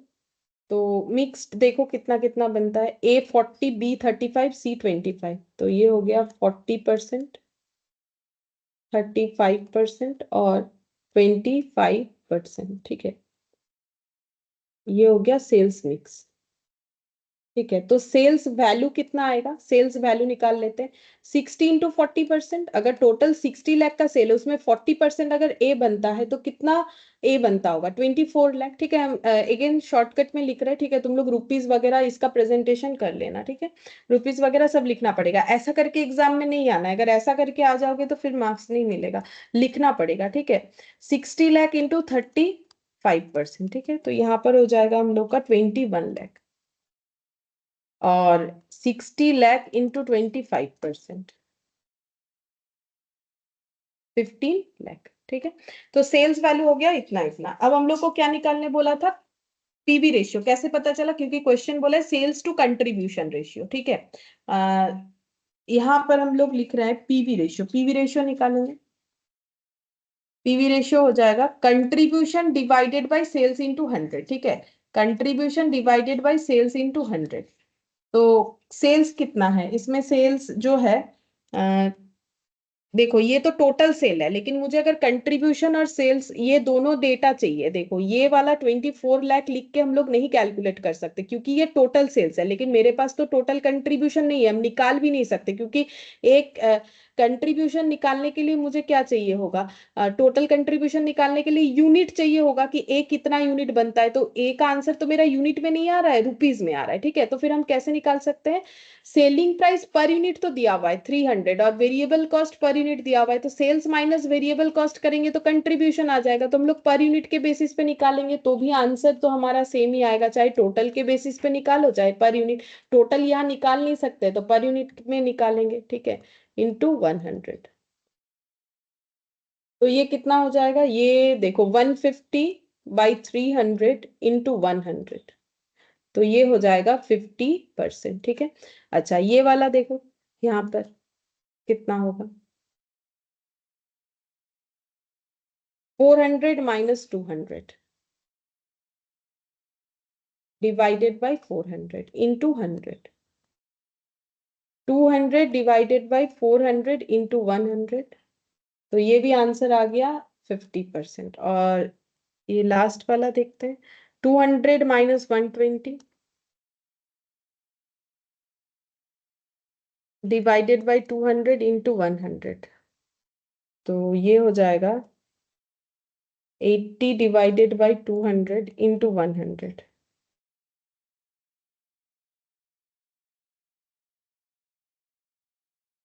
अच्छा, इसका आंसर आ जाएगा 40%। ठीक है, क्योंकि 100/200 two two in 80 divided by 40% हो गया। तो हम लोगों ने कंट्रीब्यूशन निकाल लिया। तो पहला आंसर हम लोग को क्या निकालने के लिए बोला था, देखो पहले आंसर का फर्स्ट पॉइंट निकाल लिया, कैलकुलेट द टोटल। अच्छा, टोटल कंट्रीब्यूशन टू सेल्स बोला, ये तो टोटल कंट्रीब्यूशन नहीं आया, ये पहले जो है पीवी रेशियो आया है वो इंडिविजुअली आया है। ठीक है, अब हम लोग निकालेंगे टोटल कंट्रीब्यूशन। वो कैसे निकालेंगे, तो देखो पीवी रेशियो अगर 50% है तो पीवी रेशियो किस पे निकलता है, सेल्स पे निकलता है। ठीक है, तो इसका मतलब टोटल कंट्रीब्यूशन कितना होगा, 24 लाख का 50%। ठीक है, यहाँ पर लिखते हैं टोटल कंट्रीब्यूशन। ठीक है, तो 24 लाख सेल्स है, सेल्स का 50%। देखो ना, sales by contribution by sales ना, तो ये जो 50% है इसका मतलब क्या, अगर कंट्रीब्यूशन 50 और सेल्स 100 है। ठीक है, तो अगर सेल्स 24 लाख है तो कंट्रीब्यूशन कितना होगा, 24 लाख का 50% यानी 12 लाख। ठीक है, अगेन यहाँ पर 21 लाख का 50%, तो 21 लाख का आधा होता है 10.50, 10,50,000। ठीक है, और 40% ऑफ 15 लाख कितना हो गया, 6 लाख। ठीक है, तो ये हम लोग को टोटल कंट्रीब्यूशन पता चला, वो भी प्रोडक्ट का इंडिविजुअली निकाला। अब हम लोग टोटल कंट्रीब्यूशन निकालेंगे ओवरऑल। ये टोटल कंट्रीब्यूशन आया प्रोडक्ट वाइज। ठीक है, ऐसे लिख लो, प्रोडक्ट वाइज टोटल कंट्रीब्यूशन। ठीक है, अब टोटल कंट्रीब्यूशन अगर हम लोग ओवरऑल निकालेंगे तो कितना आएगा, ओवरऑल टोटल कंट्रीब्यूशन। ठीक है, तो प्रोडक्ट ए का 12 लाख आया, प्रोडक्ट बी का 10.50 लाख आया, और ये वाला आया हम लोग का 6 लाख। ठीक है, तो टोटल करने से हो जाएगा 18 प्लस 10 मतलब 28.50 लाख, ये आंसर आ गया। अच्छा, अब ये तो टोटल कंट्रीब्यूशन आ गया। अब हम लोगों को कैलकुलेट करना है total contribution to sales ratio. ये पूछा था, अभी तक तो हम लोगों ने प्रोडक्ट वाइज निकाला था, अब हम लोग निकाल सकते हैं। तो total contribution 28.50, total sales 60 lakh. ठीक है, इसी पे निकाला ना, ये देखो टोटल सेल्स 60 लाख इंटू 100। ठीक है, तो ये कितना आंसर आएगा देख लेते हैं। 28.5 इंटू 100 डिवाइडेड बाई 60, 47.5, 47.5%। ठीक है, ये हम लोग का आ गया total contribution to sales ratio. अब देखो इसको ऐसे ही निकालना पड़ता है, जब तक हम लोग इंडिविजुअली प्रोडक्ट का कंट्रीब्यूशन नहीं निकालते तो बाकी भी कैलकुलेट नहीं कर पाते। क्यों? क्योंकि हमारे पास दूसरा ऐसा कोई इंफॉर्मेशन है नहीं जिससे हम लोग डायरेक्टली निकाल ले, इसीलिए इंडिविजुअली सभी प्रोडक्ट का जो है पीवी रेशियो निकाल के, इंडिविजुअली कंट्रीब्यूशन निकाल के फिर उसका टोटल करना पड़ा। ठीक है, अच्छा अब इसके बाद पूछा है कि present break even sales at existing sales mix, तो जो करंट सेल्स मिक्स चल रहा है एबीसी का, उसमें ब्रेक इवन सेल्स कितना आएगा। ठीक है, चलो ब्रेक इवन सेल्स निकालते हैं। ब्रेक इवन सेल्स अगर रुपीज में निकालेंगे, क्योंकि हमारे पास जो डेटा है वो रुपीज में ही आंसर देगा, तो यहाँ पर fixed cost, break even sales का फॉर्मूला था fixed cost divided by PV ratio. ठीक है, तो पीवी रेशियो तो ओवरऑल आ गया 47.5%, और फिक्स्ड कॉस्ट कितना है, फिक्स्ड कॉस्ट यहाँ पर ये देखो 18 लाख, तो 18 लाख डिवाइडेड बाय 47.5%। मैम 3789473। अच्छा, 3789473। ठीक है, तो ये रुपीज में आ गया। ठीक है, ये रुपीज में आएगा ना, क्योंकि ब्रेक इवन सेल्स अगर पीवी रेशियो से डिवाइड होगा तो ये रुपीज में आएगा। ये सब तो हम लोगों ने पहले देखा था, ये रुपीज में आएगा। और अगर यूनिट में निकालना चाहते हो तो fix cost divided by contribution per unit चाहिए, लेकिन टोटल कंट्रीब्यूशन पर यूनिट निकालने का हमारे पास यहाँ पर कोई भी डेटा अवेलेबल नहीं है कि हम लोग निकाले। ठीक है, तो इसीलिए इसका आंसर हम लोग का इसी तरीके से आएगा। ठीक है, रुपीज में ही आएगा, यूनिट में नहीं आएगा। अब सेम चीज को शायद हमें रिपीट करने के लिए बोला है सेकंड क्वेश्चन में। देखो बोल रहा है कैलकुलेट द टोटल कंट्रीब्यूशन, देखो यहाँ पे वही लिखा हुआ था contribution to sales ratio, calculate the total contribution to sales ratio and present break even sales at proposed sales mix. मतलब सेम चीज को तुम लोग को रिपीट करना है, बस इस पे रिपीट करना है। अगर A B E proposed sales mix है कि सी के जगह ई आ जाएगा, तो ए बी ई अगर हम लोग इस तरीके का सेल्स मिक्स यूज करते हैं तो फिर total contribution to sales ratio क्या होगा और प्रेजेंट ब्रेक इवन क्या होगा, फिर से सेम चीज हमें कैलकुलेट करना पड़ेगा। ठीक है, तो सेल्स कितना है इस बार, है सेल्स है 64 लाख और मिक्स है 45, 30 और 25%। ठीक है, तो फिर से हम वही शॉर्टकट में लिख के दिखा रहे हैं। सेल्स है हम लोग का 64 लाख, तुम लोग खुद से भी कर सकते हो, देखो अभी अभी सेम चीज ही किया है हम लोगों ने। ए बी और यहाँ पर ई आ जाएगा। ठीक है, तो सेल्स मिक्स देखते हैं कितना कितना बोला है, 45, 30 और 25, 45, 30 और 25%। ठीक है, सेल्स वैल्यू तो 64 लाख का 45%, देख लो कितना आएगा।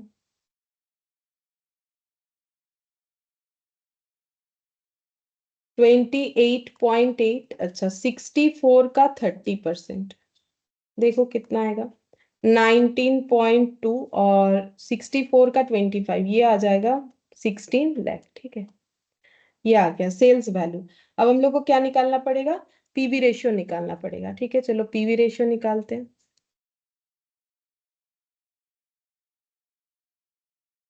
अब पीवी रेशियो कितना आएगा देखते हैं। देखो अगर देखोगे तो सेलिंग प्राइस ए का पहले भी जितना था, और वेरिएबल कॉस्ट 300 और 150 अभी भी उतना ही है। बी का 400, 200 अभी भी उतना ही रखा है उन्होंने, सिर्फ ई का निकालेंगे तो चलेगा। मतलब तुम लोग जब एग्जाम में करोगे तो पूरा ही निकाल लेना, लेकिन हम ये कहना चाह रहे हैं क्योंकि ए और बी का प्रीवियस डेटा ही है तो फिर हम वहां से ही कॉपी पेस्ट कर देते हैं कि ए और बी का आंसर तो 50-50% ही आएगा। बस ई का निकाल लेते हैं। ई का 300 माइनस 150, ये देखो 300 माइनस 150 डिवाइडेड बाई 300 इंटू 100। ठीक है, तो ये कितना आ जाएगा, ये आ जाएगा ये भी 50% ही आ जा रहा है ई का भी, देखो क्योंकि 150 डिवाइडेड बाई 300, हाँ 50% आ जाएगा। अब हम लोग निकालेंगे कंट्रीब्यूशन प्रोडक्ट वाइज। ठीक है, प्रोडक्ट वाइज तो कैसे निकालेंगे कंट्रीब्यूशन प्रोडक्ट वाइज, तो 50% है तो हम लोग का सेल्स वैल्यू कितना आया था, इसका 28.8 आया था, उसका 50%। एक बार देख लेते सही लिखा कि नहीं, 28.8, हाँ 19.2 और 16, 19.2 और 16। तो ये हो जाएगा 14.4 लाख। अच्छा, इसका 50% करेंगे तो 9.6 आ जाएगा। अच्छा, ये आ जाएगा 4 लाख, ठीक है, सॉरी 8 लाख, 16 का हाफ 8 लाख हो जाएगा। अच्छा, अब हम लोग निकालेंगे टोटल कंट्रीब्यूशन। तो टोटल कंट्रीब्यूशन कैसे निकालेंगे, ये सबको ऐड करके 14.4, 9.6 और 8। तो टोटल करने से हो जाएगा, ये टोटल करने से हो जाएगा 15, 15 और 8 32 हो 32 जाएगा। लाख। हाँ, 32 लाख। तो यहाँ पर नेक्स्ट निकालेंगे total contribution to sales ratio. ठीक है, तो total contribution 32 lakh, total sales इस बार था 64 लाख। ठीक है, इंटू 100। इसमें 60 मत लिख दो क्योंकि हम लोग तो ये वाला कर रहे हैं ना, गलती से 60 मत लिख दो, 64 है। ठीक है, अच्छा अब ये कितना हो जाएगा, 32 और 64, ये 2 सेकेंड 50%। 50%, हाँ। और ब्रेक इवन सेल्स भी पूछा था, तो break even sales fixed cost divided by fixed cost देख लेते हैं कितना है, वो भी चेंज नहीं है। देखो 18 लाख ही दिया था इसमें भी, तो 18 lakh fixed cost divided bye PV ratio. अब देख लो कितना होगा, 18 लाख बाय 50% करने से कितना होगा, 18 लाख का डबल हो जाएगा, 36 लाख। हाँ 36 लाख। हाँ 36 लाख हो गया। ठीक है, तो 2 आंसर पूछा था वो हो गया, और एक आंसर है। ठीक है, क्वेश्चन नंबर 3 एक है, वो भी है। देखो उसमें क्या बोला है, बोल रहा है state whether the proposed sales mix is accepted और नॉट। क्या हमें प्रोपोज्ड सेल्स मिक्स एक्सेप्ट करना चाहिए या नहीं करना चाहिए। ठीक है, तो तुम लोग बताओ, प्रोपोज सेल्स मिक्स एक्सेप्ट करना चाहिए या नहीं करना चाहिए। क्या देख के बताओगे, हम वो हिंट्स दे देते हैं। क्या देखना चाहिए, देखो नॉर्मली तो हम लोग प्रॉफिट देख के बता सकते हैं कि ई प्रोडक्ट लेने पे प्रॉफिट ज्यादा हुआ कि कम हुआ, लेकिन यहाँ पर हमारे पास प्रॉफिट कैलकुलेट करने का कोई डेटा नहीं, क्योंकि हमारे पास फिक्स्ड कॉस्ट है नहीं। मार्जिनल कॉस्टिंग में जब तक variable cost minus fixed cost नहीं करोगे सेल से, तब तक प्रॉफिट नहीं पता चलेगा। लेकिन कंट्रीब्यूशन भी तो हमारा प्रॉफिट की तरह ही होता है ना, कि हम लोग वेरिएबल कॉस्ट पे करने के बाद हमारे पास फिक्स्ड कॉस्ट पे करने के लिए कितना बच रहा है। तो अगर फिक्स्ड कॉस्ट पे करने के लिए हमारे पास ज्यादा वैल्यू बचेगा, वही अच्छा है, वही सेल्स मिक्स अच्छा होना चाहिए। चलो मैंने सारा ही चीज बता दिया, अब बोलो कि ये प्रोपोज्ड सेल्स मिक्स एक्सेप्ट करे या ना करे। हाँ मैम, एक्सेप्ट करना चाहिए। हाँ, एक्सेप्ट करना चाहिए, क्योंकि पहले जो है कंट्रीब्यूशन कितना था हम लोग का, ये देखो अभी तो 50% हुआ है, पहले था 47.5%। तो अगर हमारे पास कंट्रीब्यूशन बढ़ रहा है तो ऑब्वियसली हम लोग फिक्स्ड कॉस्ट पे करने के बाद हमारे पास कुछ बच भी सकता है, फिक्स्ड कॉस्ट पे करना हमारे लिए इजी हो जाएगा। तो फिर हमें क्या करना चाहिए, ये प्रोपोजल जो है एक्सेप्ट करना चाहिए। ठीक है, एक्सेप्ट करना चाहिए, हम शॉर्ट में लिख दिए एक्सेप्ट करना चाहिए। क्यों करना चाहिए, क्योंकि हम लोगों का कंट्रीब्यूशन जो है वो बढ़ रहा है। ठीक है, प्रॉफिट भी तुम लोग चाहो तो कैलकुलेट कर सकते हो। प्रॉफिट कैसे कैलकुलेट करोगे, ये देखो एक्सेप्ट करना चाहिए, इसका 2 रीजन है। तुम लोग पूरा सेंटेंस में लिखना है, ऐसे एरो वैरो देके तुम लोग को लिखना अलाउड नहीं होगा, सेंटेंस में लिख देना। ठीक है, प्रोपोज सेल्स मिक्स जो है कंट्रीब्यूशन को इंक्रीज कर रहा है। ठीक है, मैंने एरो दे दिया, इंक्रीज कर रहा है कितना, 47.5% से ये 50% तक जा रहा है। ठीक है, तो ये बेटर है। और प्रॉफिट भी इंक्रीज होगा, कैसे, देखो यहाँ पर प्रॉफिट कितना है, सेल्स से अगर हम लोग फिक्स्ड कॉस्ट और वेरिएबल कॉस्ट लेस कर देंगे, जैसे देखो हम लोग का कंट्रीब्यूशन पहले वाले केस में कितना आया, ये देखो टोटल कंट्रीब्यूशन आया 28.5, ये देखो 28.5 कंट्रीब्यूशन माइनस फिक्स्ड कॉस्ट करोगे, प्रॉफिट भी यहाँ मिल जा रहा है। ठीक है, मुझे लगा प्रॉफिट नहीं मिलेगा, लेकिन प्रॉफिट भी मिल रहा है, मुझे दिख रहा है यहाँ पर, ये देखो। और उससे अगर 18 लाख लेस करोगे, ठीक है, तो ये पहले वाले केस का प्रॉफिट निकल के आएगा, contribution minus fixed cost 28.5 minus 18। ठीक है, ये कितना आ जाएगा 10.5। समझ में आया कि नहीं, देखो कंट्रीब्यूशन प्रीवियस वाला है, मतलब जो एग्जिस्टिंग सिचुएशन है उसमें कंट्रीब्यूशन है 28.5 और फिक्स्ड कॉस्ट है 18।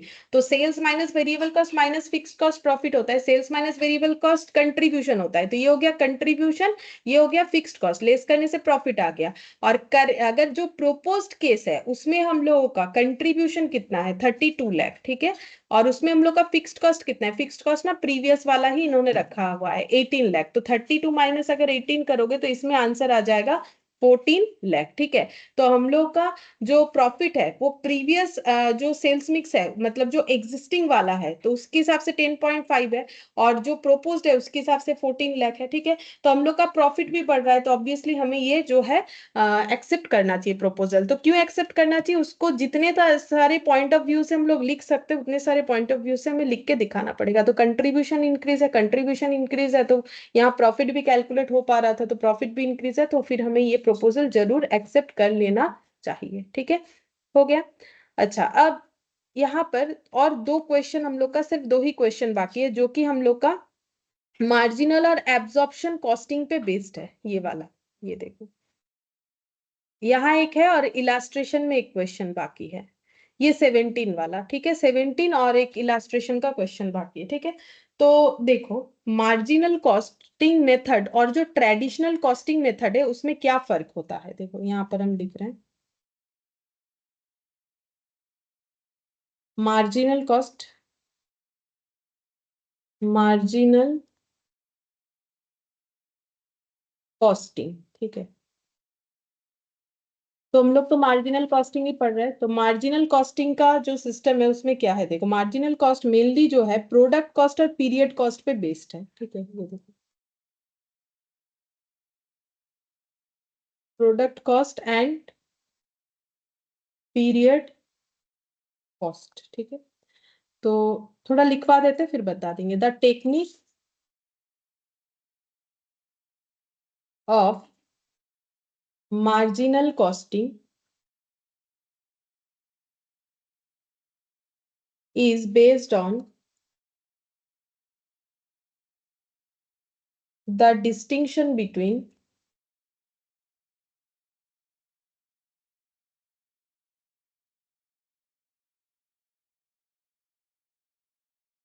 product cost and period cost। पहले लिखो फिर हम समझा देते हैं।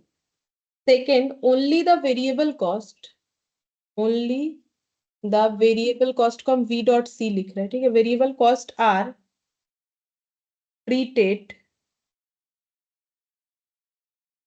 as the cost of the product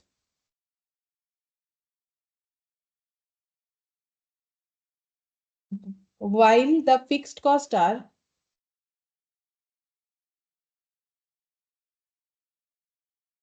treated as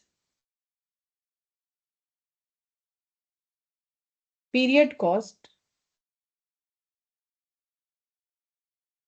which will be incurred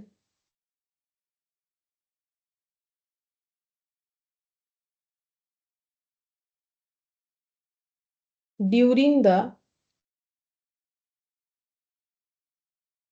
period regardless of the volume of the production, regardless of the volume of the production।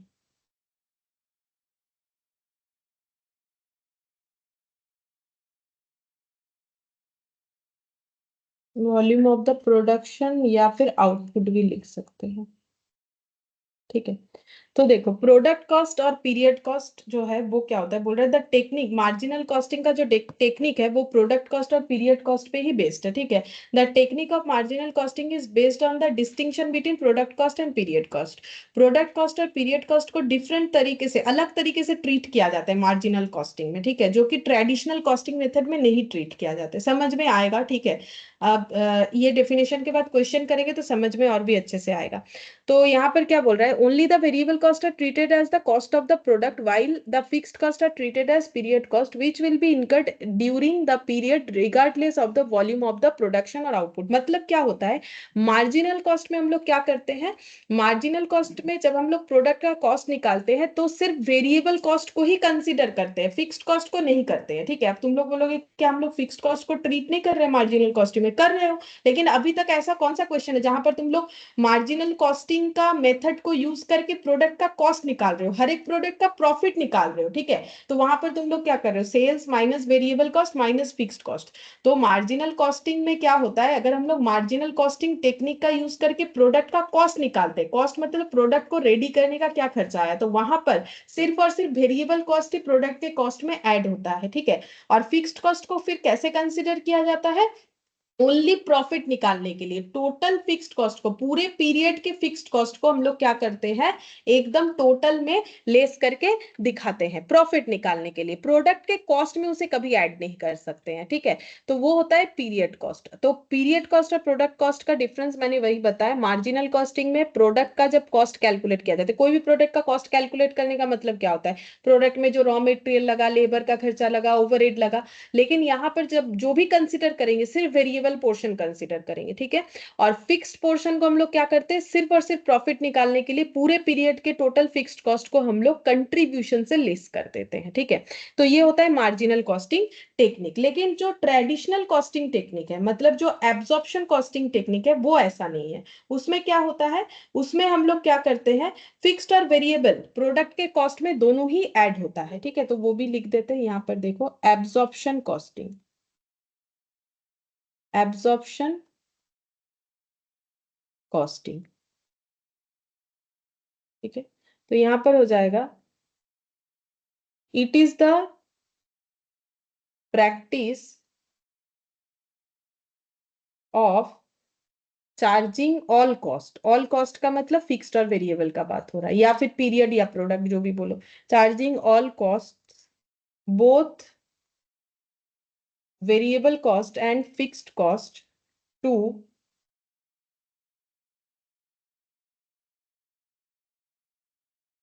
Operations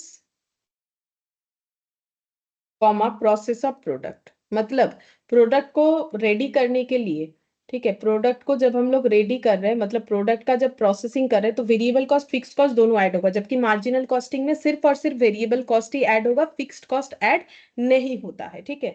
अच्छा, अब next देखो, ये पॉइंट हुआ। अब उसके बाद यहाँ पर एब्जॉर्प्शन कॉस्टिंग में the classification of expenses is based on functional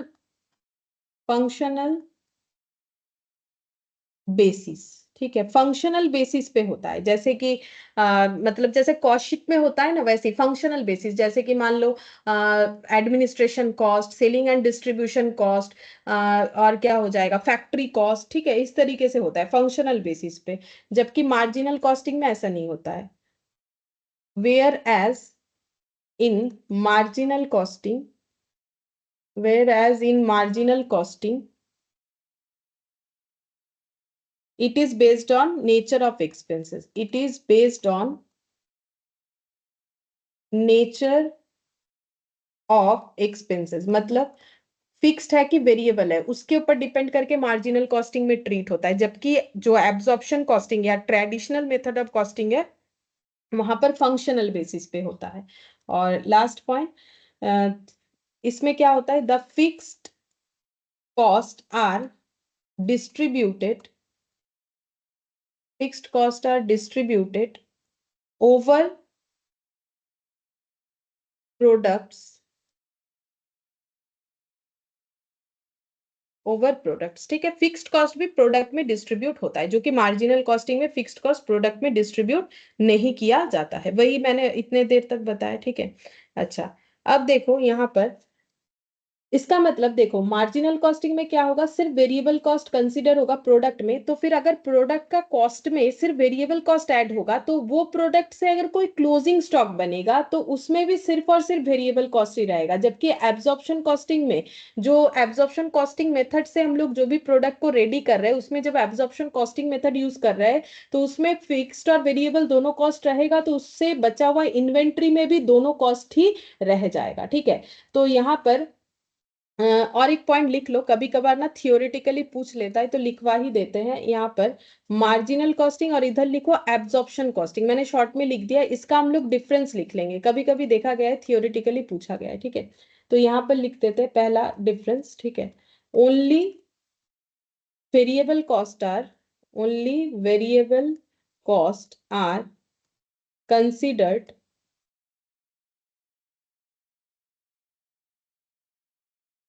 considered of product and inventory valuation, inventory valuation. वही मैंने अभी अभी बोला तुम लोगों को कि जो प्रोडक्ट बनेगा, क्योंकि उसमें सिर्फ वेरिएबल कॉस्ट ऐड होता है, कंसीडर किया जाता है, तो उससे जो इन्वेंट्री रहेगा उसमें भी सिर्फ और सिर्फ वेरिएबल कॉस्ट ही बचेगा। ठीक है, और यहाँ पर both fixed cost and variable cost are considered for product, considered for costing of product, costing of product and inventory ठीक है। तो कंसिडर्ड ये ना ऑफ नहीं, ये फॉर होगा।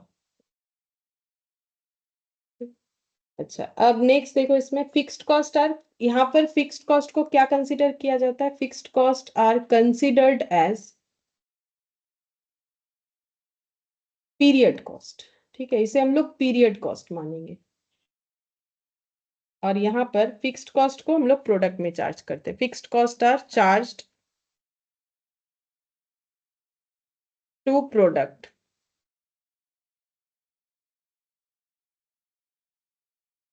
ठीक है, थर्ड नंबर में लिखेंगे। अच्छा, यहाँ पर लिख देते हैं, यहाँ पर प्रोडक्ट का परफॉर्मेंस जज करने के लिए हम लोग पीवी रेशियो यूज करते हैं। ठीक है, PV ratio is used to जज the performance of product, to जज द परफॉर्मेंस ऑफ प्रोडक्ट। अच्छा, ये नीचे नहीं लिखा जाएगा यहाँ पर। अच्छा, काम करते हैं, इसको थोड़ा सा हटा के लिखते हैं। PV ratio is used to judge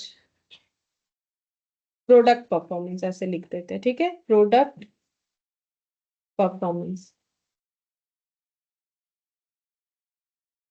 और यहाँ एब्जॉर्प्शन कॉस्टिंग मेथड में अगर प्रोडक्ट का परफॉर्मेंस जानना है तो नेट प्रॉफिट से, net profit is considered to जज प्रोडक्ट परफॉर्मेंस। ठीक है, नेक्स्ट पेज में लिख रहे हैं टू जज प्रोडक्ट परफॉर्मेंस। अच्छा, और फोर्थ नंबर में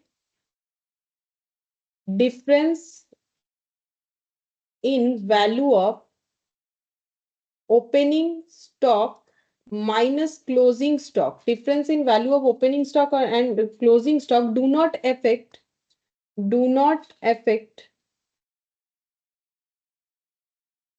unit cost of production, unit cost of production. ये बात जो है ऐसे नहीं समझ में आएगा, ये क्वेश्चन करने से समझ में आएगा। ये लास्ट वाला जो पॉइंट लिखा है, फिर यहाँ पर लिखते हैं difference in value of opening stock minus closing stock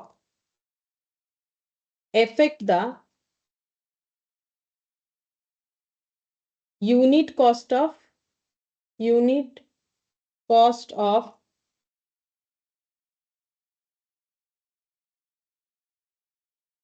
production, unit cost of production due to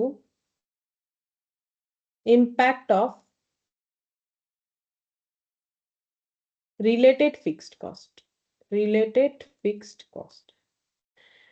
बोल रहा है कि ओपनिंग स्टॉक और क्लोजिंग स्टॉक का जो डिफरेंस होता है, मतलब ओपनिंग स्टॉक का वैल्यू जो होगा, डिफरेंस मतलब opening stock minus closing stock नहीं बोलना चाह रहे। ठीक है, डिफरेंस मतलब ओपनिंग स्टॉक का वैल्यूएशन करने का जो तरीका है, क्लोजिंग स्टॉक का वैल्यूएशन करने का जो तरीका है, वो बोल रहा है कि ये do not affect unit cost of production. बोल रहा है कि प्रोडक्ट का जो कॉस्ट होगा, एक यूनिट प्रोडक्ट का जो कॉस्ट होगा, ओपनिंग स्टॉक का वैल्यूएशन और क्लोजिंग स्टॉक का वैल्यूएशन सेम होगा। क्यों होगा? देखो, क्योंकि अगर हम लोग वेरिएबल कॉस्ट को ही सिर्फ कंसिडर करते हैं प्रोडक्ट के प्रोडक्शन में, ठीक है, तो ओपनिंग स्टॉक, क्योंकि वेरिएबल कॉस्ट तो पर यूनिट फिक्स्ड होता है, ठीक है, तो इसमें ओपनिंग स्टॉक का वैल्यूएशन पर यूनिट भी जितना आएगा, क्लोजिंग स्टॉक का वैल्यूएशन पर यूनिट भी उतना ही आएगा। लेकिन यहाँ पर क्योंकि एब्जॉर्प्शन कॉस्टिंग मेथड में हम लोग क्या यूज करते हैं, एब्जॉर्प्शन कॉस्टिंग मेथड में क्योंकि हम लोग फिक्स्ड और वेरिएबल दोनों कॉस्ट को ही कंसिडर करेंगे, तो इसीलिए ओपनिंग स्टॉक का जो वैल्यू होगा और क्लोजिंग स्टॉक का जो वैल्यू होगा वो अलग होगा। अब वो कैसे होगा, प्रैक्टिकली समझ में आएगा। ठीक है,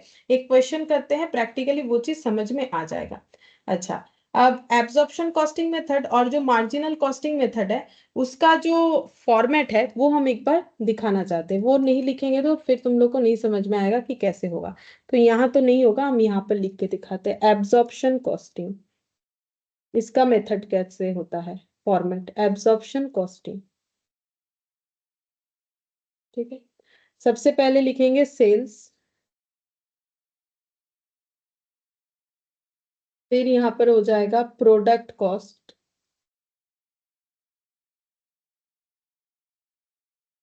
प्रोडक्ट कॉस्ट के अंदर आएगा डायरेक्ट मेटेरियल, डायरेक्ट को मैंने शॉर्ट में लिखा, ये मेटेरियल लिख दिया। ठीक है, डायरेक्ट मेटेरियल, डायरेक्ट लेबर,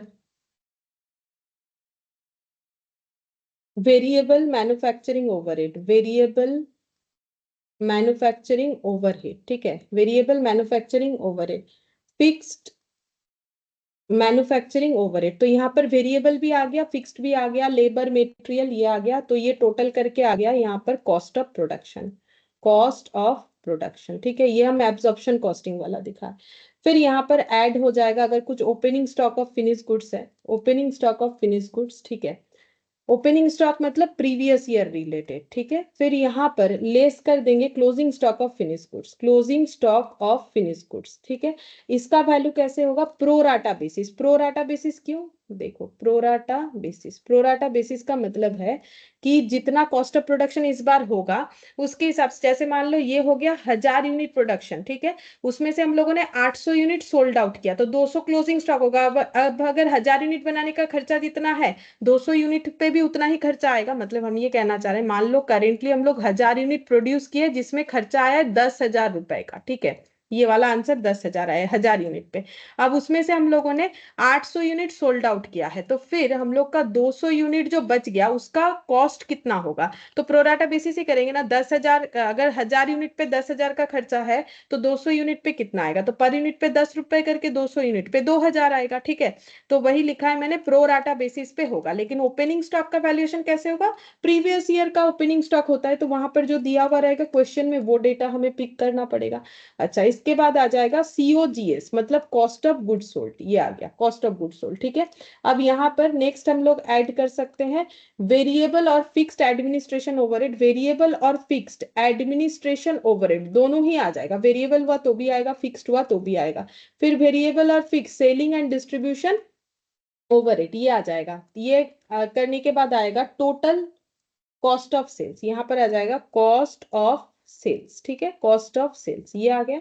अब इसमें हम लोग क्या करेंगे, अंडर या ओवर एब्जॉर्प्शन अगर हुआ तो उसे ऐड या लेस करना पड़ेगा। जैसे कि ये देखो, अंडर एब्जॉर्प्शन बताएंगे क्या होता है, अंडर एब्जॉर्प्शन हुआ तो ऐड करेंगे, ओवर एब्जॉर्प्शन हुआ तो लेस करेंगे। ठीक है, ओवर एब्जॉर्प्शन हुआ तो लेस करना पड़ेगा, ओवर एब्जॉर्प्शन ये लेस हो जाएगा। ठीक है, यहाँ पर मैंने दिखा दिया। तो अंडर और ओवर एब्जॉर्प्शन क्या होता है, अंडर और ओवर एब्जॉर्प्शन मतलब देखो, जो खर्चा हम लोग क्या करते हैं एस्टिमेटेड वे में करते हैं, तो जो ओवरहेड का खर्चा होता है ना वो हम लोग नॉर्मली एस्टिमेटेड तरीके से करते हैं। एस्टिमेटेड तरीके से मतलब जैसे हम लोग ये मान के चल सकते हैं ना कि इलेक्ट्रिसिटी बिल अगर हम लोग का नॉर्मली 10,000 आता है रुपए, ठीक है, एक एग्जांपल दे रहा है, तो हम लोग का इस मंथ 10,000 आया तो नेक्स्ट मंथ भी 10,000 आएगा, ऐसा एस्टिमेट हम लोग कर सकते हैं। एस्टिमेट करना क्यों जरूरी होता है, देखो फैक्ट्री में प्रोडक्ट बनना स्टार्ट हो गया, प्रोडक्ट जैसे ही बन के रेडी होगा तो जो मैन्युफैक्चरर है वो प्रोडक्ट को सेल करना चाहेगा। अब वो थोड़ी ना वेट करेगा कि कब इलेक्ट्रिसिटी बिल आएगा उसका खर्चा हम प्रोडक्ट में ऐड करेंगे उसके बाद ही प्रोडक्ट को मार्केट में सेल करेंगे, ऐसा तो नहीं होता है। तो फिर उसे तो इलेक्ट्रिसिटी का खर्चा भी प्रोडक्ट में ऐड करना पड़ेगा। तो वो क्या करता है, एस्टिमेटेड तरीके से, प्रीवियस कोई एक्सपीरियंस या एस्टिमेटेड तरीके से वो उस खर्चे को ऐड कर देता है अपने प्रोडक्ट में। अब क्योंकि एस्टिमेटेड तरीके से होता है, एस्टिमेटेड जो किया गया है और एक्चुअल में डिफरेंस हो सकता है। मान लो एस्टिमेटेड था कि 10,000 रुपए का इलेक्ट्रिक बिल आएगा, आया 12,000 रुपए का। ठीक है, तो इसका मतलब प्रोडक्ट में हम लोगों ने जितना चार्ज किया कम कर दिया। हम लोगों ने प्रोडक्ट में मान लो कितना चार्ज किया, मान लो हम लोगों ने 1000 प्रोडक्ट बनाया, ठीक है, मान लो हम लोगों ने 1000 प्रोडक्ट बनाए तो 10 रुपए करके था, ठीक है। और यहाँ पर क्या हुआ, 12,000 आ गया, तो एक्चुअली हमें कितना करके चार्ज करना था, पर प्रोडक्ट पे 12 रुपए करके कर दिया 10 रुपए। तो फिर हम लोगों ने क्या कर दिया, हम लोगों ने अंडर एब्जॉर्प्शन कर दिया, ठीक है। तो इस तरीके से होता है। ओवर एब्जॉर्प्शन मतलब मान लो हमें 12,000 सोचा था लेकिन आया 10,000, तो हम लोगों ने प्रोडक्ट पे 12 रुपए करके इलेक्ट्रिसिटी का कॉस्ट लगाए, जबकि आना चाहिए था 10 रुपए करके, लगाना चाहिए था 10 रुपए करके, ठीक है। तो ये जो ओवर या अंडर एब्जॉर्प्शन होता है ये एस्टिमेटेड खर्चों पे होता है, ठीक है। तो एस्टिमेटेड और एक्चुअल को जब हम लोग कंसीडर करते हैं तो हमें पता चलता है कि हमारा ओवर एब्जॉर्प्शन हुआ कि अंडर एब्जॉर्प्शन हुआ। तो अगर अंडर एब्जॉर्प्शन हुआ मतलब हम लोगों ने कम खर्चा चार्ज किया, तो लास्ट में उस खर्चे को चार्ज कर देना, और अगर ज्यादा कर दिया तो लास्ट में उस खर्चे को माइनस कर देना है। ओवरऑल आंसर क्या निकल के आएगा, नेट प्रॉफिट। और मैंने देखो अभी तुम लोग को वही बोला, एब्जॉर्प्शन कॉस्टिंग में हम लोग का क्या निकल के आता है, ओवरऑल परफॉर्मेंस देखने के लिए हमें नेट प्रॉफिट ही निकालना पड़ता है। तो ये हम लोग कोई कॉस्ट शीट नहीं बना रहे, ये हम लोग इनकम स्टेटमेंट बना रहे, ठीक है। और मार्जिनल कॉस्टिंग में कैसे होगा यहाँ पर बताते हैं, ये देखो मार्जिनल कॉस्टिंग में कैसे बनेगा।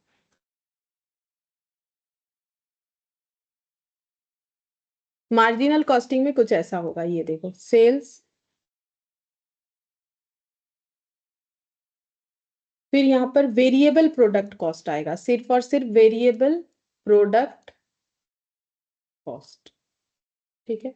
जैसे कि डायरेक्ट मटेरियल, डायरेक्ट लेबर, ठीक है, वेरिएबल मैन्युफैक्चरिंग ओवरहेड, ये सब आ जाएगा। सिर्फ वेरिएबल आएगा, दोनों में डिफरेंस देखते जाओ। यहाँ पर मैंने वेरिएबल के साथ फिक्स्ड भी लिखा था, लेकिन यहाँ पर सिर्फ और सिर्फ वेरिएबल लिखा, ठीक है। ये हम लोग का आ गया वेरिएबल कॉस्ट ऑफ प्रोडक्शन, ठीक है, वेरिएबल कॉस्ट ऑफ प्रोडक्शन, ये आ गया वेरिएबल कॉस्ट ऑफ प्रोडक्शन। फिर इसके बाद यहाँ पर आ जाएगा opening stock of finished goods, add करेंगे opening stock of finished goods, ठीक है। इसमें भी सिर्फ वेरिएबल पोर्शन ही रहेगा प्रीवियस ईयर का, क्योंकि मार्जिनल कॉस्टिंग में जब प्रोडक्ट बना था मार्जिनल कॉस्टिंग टेक्निक का यूज करके, तब तो वेरिएबल कॉस्ट ही था, ठीक है। सारे प्रोडक्ट में कॉस्टिंग जो है वेरिएबल कॉस्ट ऐड हुआ था, तो ओपनिंग स्टॉक में वेरिएबल कॉस्ट ही रहेगा, ठीक है। फिर इसके बाद closing stock, closing stock of finished goods less हो जाएगा, इसमें भी वेरिएबल कॉस्ट ही रहेगा, ठीक है। अच्छा, फिर यहाँ पर आ जाएगा variable cost of COGS, cost of goods sold, ठीक है। जितना गुड्स बिक गया उसका वेरिएबल कॉस्ट मिलेगा, ठीक है। फिर हम लोग यहाँ पर ऐड करेंगे वेरिएबल एडमिनिस्ट्रेशन ओवरहेड, सिर्फ वेरिएबल वाला ही ऐड करेंगे, फिक्स्ड वाला नहीं कर पाएंगे। वेरिएबल जो है सेलिंग एंड डिस्ट्रीब्यूशन ओवरहेड, ठीक है। ये जस्ट हम समझाने के लिए बना के दिखा रहे, ठीक है। फिर यहाँ पर हो जाएगा total variable cost, total variable cost, ठीक है। ये टोटल वेरिएबल कॉस्ट आ गया। यहाँ से हम लोग लेस कर देंगे, यहाँ से जब हम लोग सेल्स को लेस करेंगे, ये जो टोटल वेरिएबल कॉस्ट आया ना, ठीक है, ये जब हम लोग का सेल्स से लेस हो जाएगा, ये देखो सेल्स से, तो यहाँ पर क्या आ जाएगा, कंट्रीब्यूशन, ठीक है। ये जब सेल्स से लेस हो जाएगा तो यहाँ पर आ जाएगा कंट्रीब्यूशन, और यहाँ से हम लोग एंड में क्या करेंगे, ऑल फिक्स्ड कॉस्ट लेस कर देंगे, ठीक है, जो कि पीरियड कॉस्ट होगा। तो हमारे पास क्या निकल के आएगा, नेट प्रॉफिट। तो ये डिफरेंसेस होता है, ठीक है, ये डिफरेंसेस हमें दिखेगा। अच्छा, अब देखो यहाँ पर ये 17th वाला क्वेश्चन जो है ये करवाते हैं। देखो 17th वाला क्वेश्चन बोल रहा है XYZ limited has a production capacity of 2 lakh, XYZ का प्रोडक्शन कैपेसिटी है 2 लाख यूनिट पर ईयर, ठीक है। नॉर्मल कैपेसिटी यूटिलाइजेशन इज बोल रहा है 90%, नॉर्मल कैपेसिटी है 90% और प्रोडक्शन कैपेसिटी है 2 lakh. Standard variable production cost are 11 per unit, the fixed cost are 3,60,000 per year, variable selling cost are 3 per unit and fixed selling cost 2,70,000 per year. The unit selling price is 20. In the year just ended 31st March, the production was 1,60,000 unit and the sales were 1,50,000. The closing inventory actual variable cost ये बोला है higher than standard, हमें absorption costing method और marginal costing method use करके profit निकालने के लिए बोला है, ठीक है। तो बेसिकली दो मेथड से हमें प्रॉफिट निकाल के देना है और डिफरेंस को एक्सप्लेन करना है। चलो देखते हैं कैसे होगा। मैंने थोड़ा फास्ट पढ़ा है, अभी फिर से रिपीट करेंगे इसलिए मैंने इसको थोड़ा फास्ट पढ़ा, ठीक है। देखो यहाँ पर सबसे पहले देखते हैं कि हम लोग का ये जो प्रॉफिट निकालना है तो हमें क्या चाहिए, सेल्स, सेल्स के बाद हम लोग क्या निकालेंगे, सेल्स माइनस वेरिएबल कॉस्ट, ठीक है। Sales minus variable cost minus fixed cost करेंगे तो मार्जिनल कॉस्टिंग मेथड से हमारा प्रॉफिट निकल के आएगा। अच्छा, देखो ये कैसे प्रेजेंट होगा। एक सेकेंड।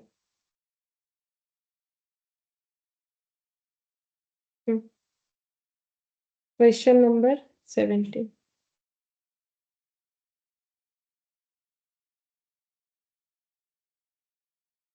इनकम स्टेटमेंट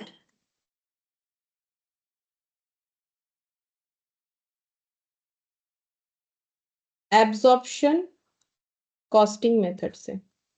तो एब्जॉर्प्शन कॉस्टिंग मेथड हो या फिर मार्जिनल हो, सबसे पहले हमें लिखना पड़ेगा सेल्स। तो सेल्स लिखते हैं। देखो सेल्स कितना होगा, यहाँ पर फिर से पढ़ के देखो। प्रोडक्शन कैपेसिटी है 2 लाख और नॉर्मल कैपेसिटी 90% और स्टैंडर्ड वेरिएबल प्रोडक्शन कॉस्ट बोला है, fixed cost 3,60,000, variable cost selling price कहीं बोला था, ये रहा 20। ठीक है। और कितना प्रोडक्शन हुआ इस साल, 1,60,000 का प्रोडक्शन हुआ है एंड सेल्स हुआ है 1,50,000। अच्छा, प्रोडक्शन 1,60,000 हुआ है बट सेल्स हुआ है 1,50,000। तो सेल कैसे निकालेंगे, सेल्स वैल्यू 1,50,000 इंटू कितना करना है, सेलिंग प्राइस पर यूनिट जो दिया हुआ है 20। ठीक है। तो इसमें हम लोग का आंसर आता है 30 लाख। ठीक है, 30 लाख आ गया। अब हम लोग एब्जॉर्प्शन कॉस्टिंग से कर रहे हैं, तो अब हम लोग को नेक्स्ट हमें क्या लेना है, वेरिएबल फिक्स दोनों तरीके का खर्चा लेना है। तो ये देखो, variable production cost 11 per unit. ठीक है, तो ये लेते हैं वेरिएबल प्रोडक्शन कॉस्ट।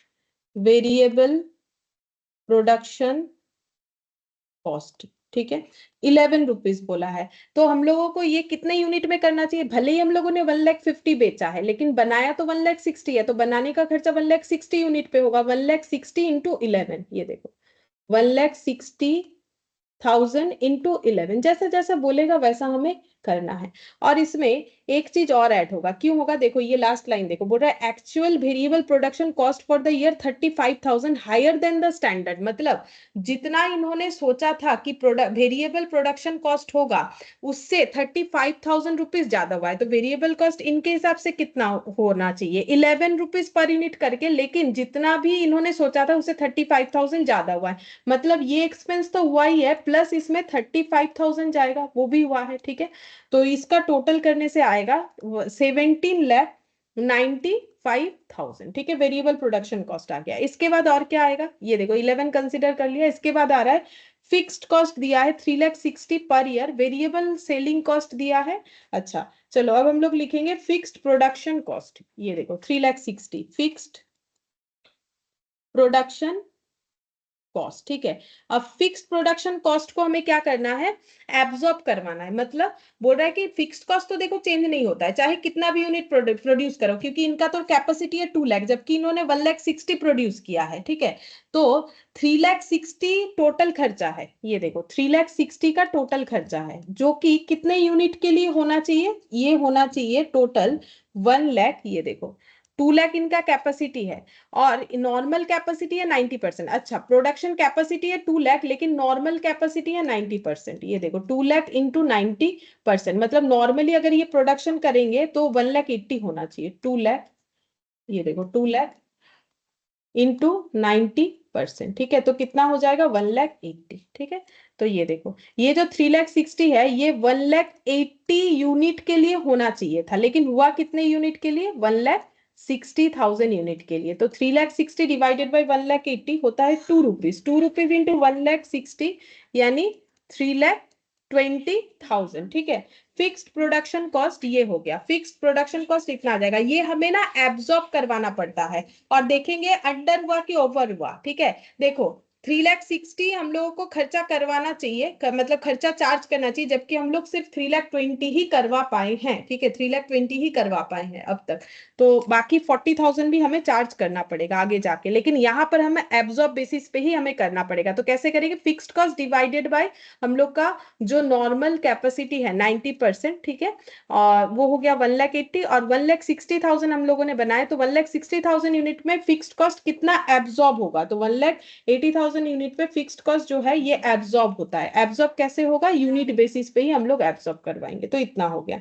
तो यहाँ पर टोटल करने से आ जाएगा कॉस्ट ऑफ प्रोडक्शन। ठीक है। तो मेरे पास ना टोटल किया हुआ है तो हम वो देख के ही लिख दे रहे हैं। ये टोटल करने से आता है 211,5,000। ठीक है।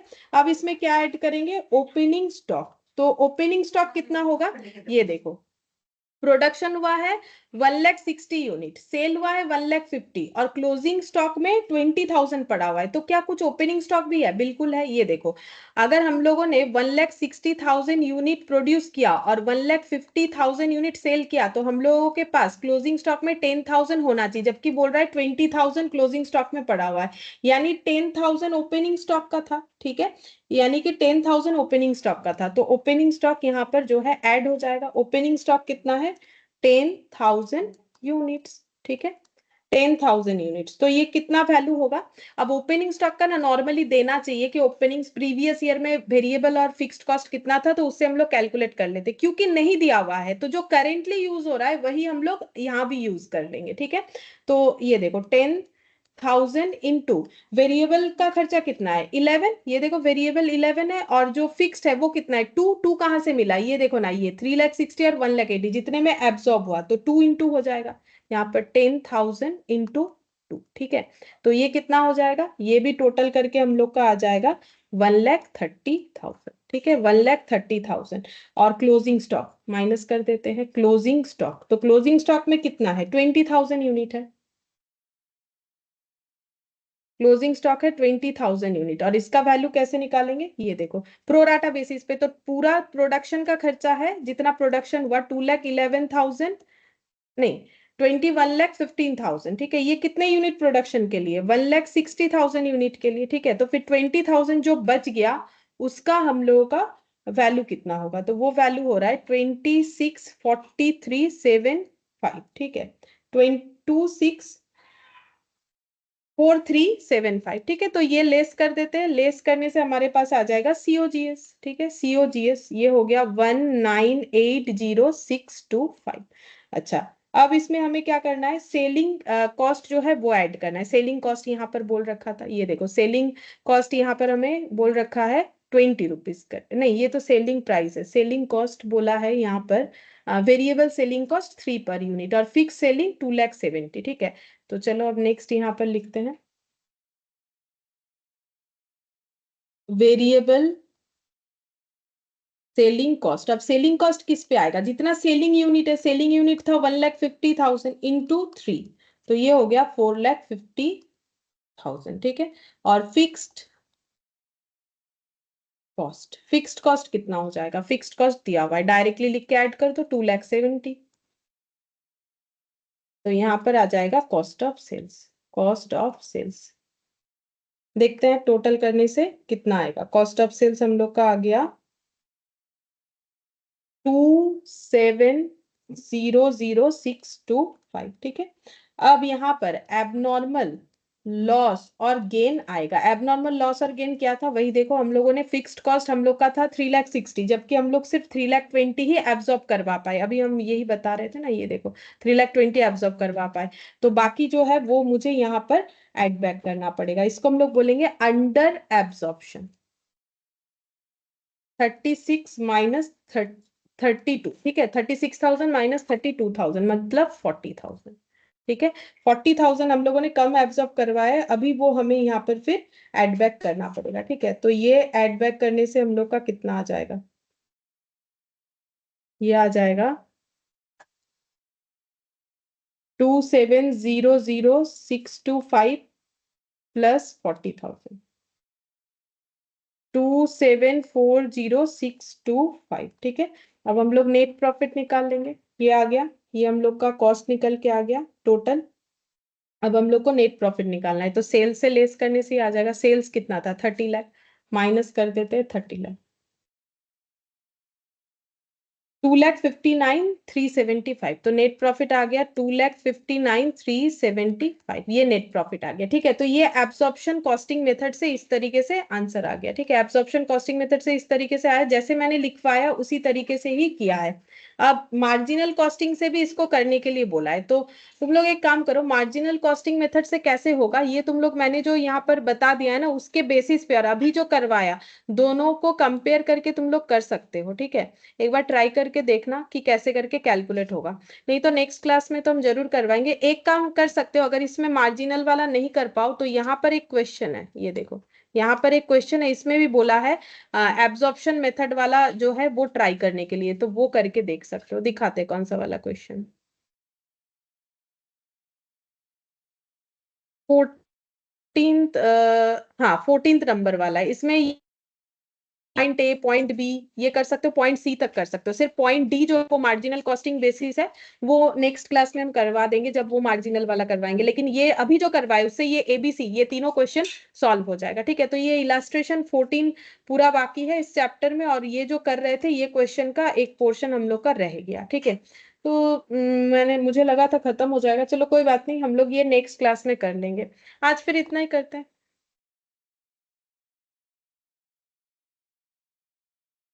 Thank you ma'am. Thank you. ठीक है, ठीक है, बाय। Bye ma'am.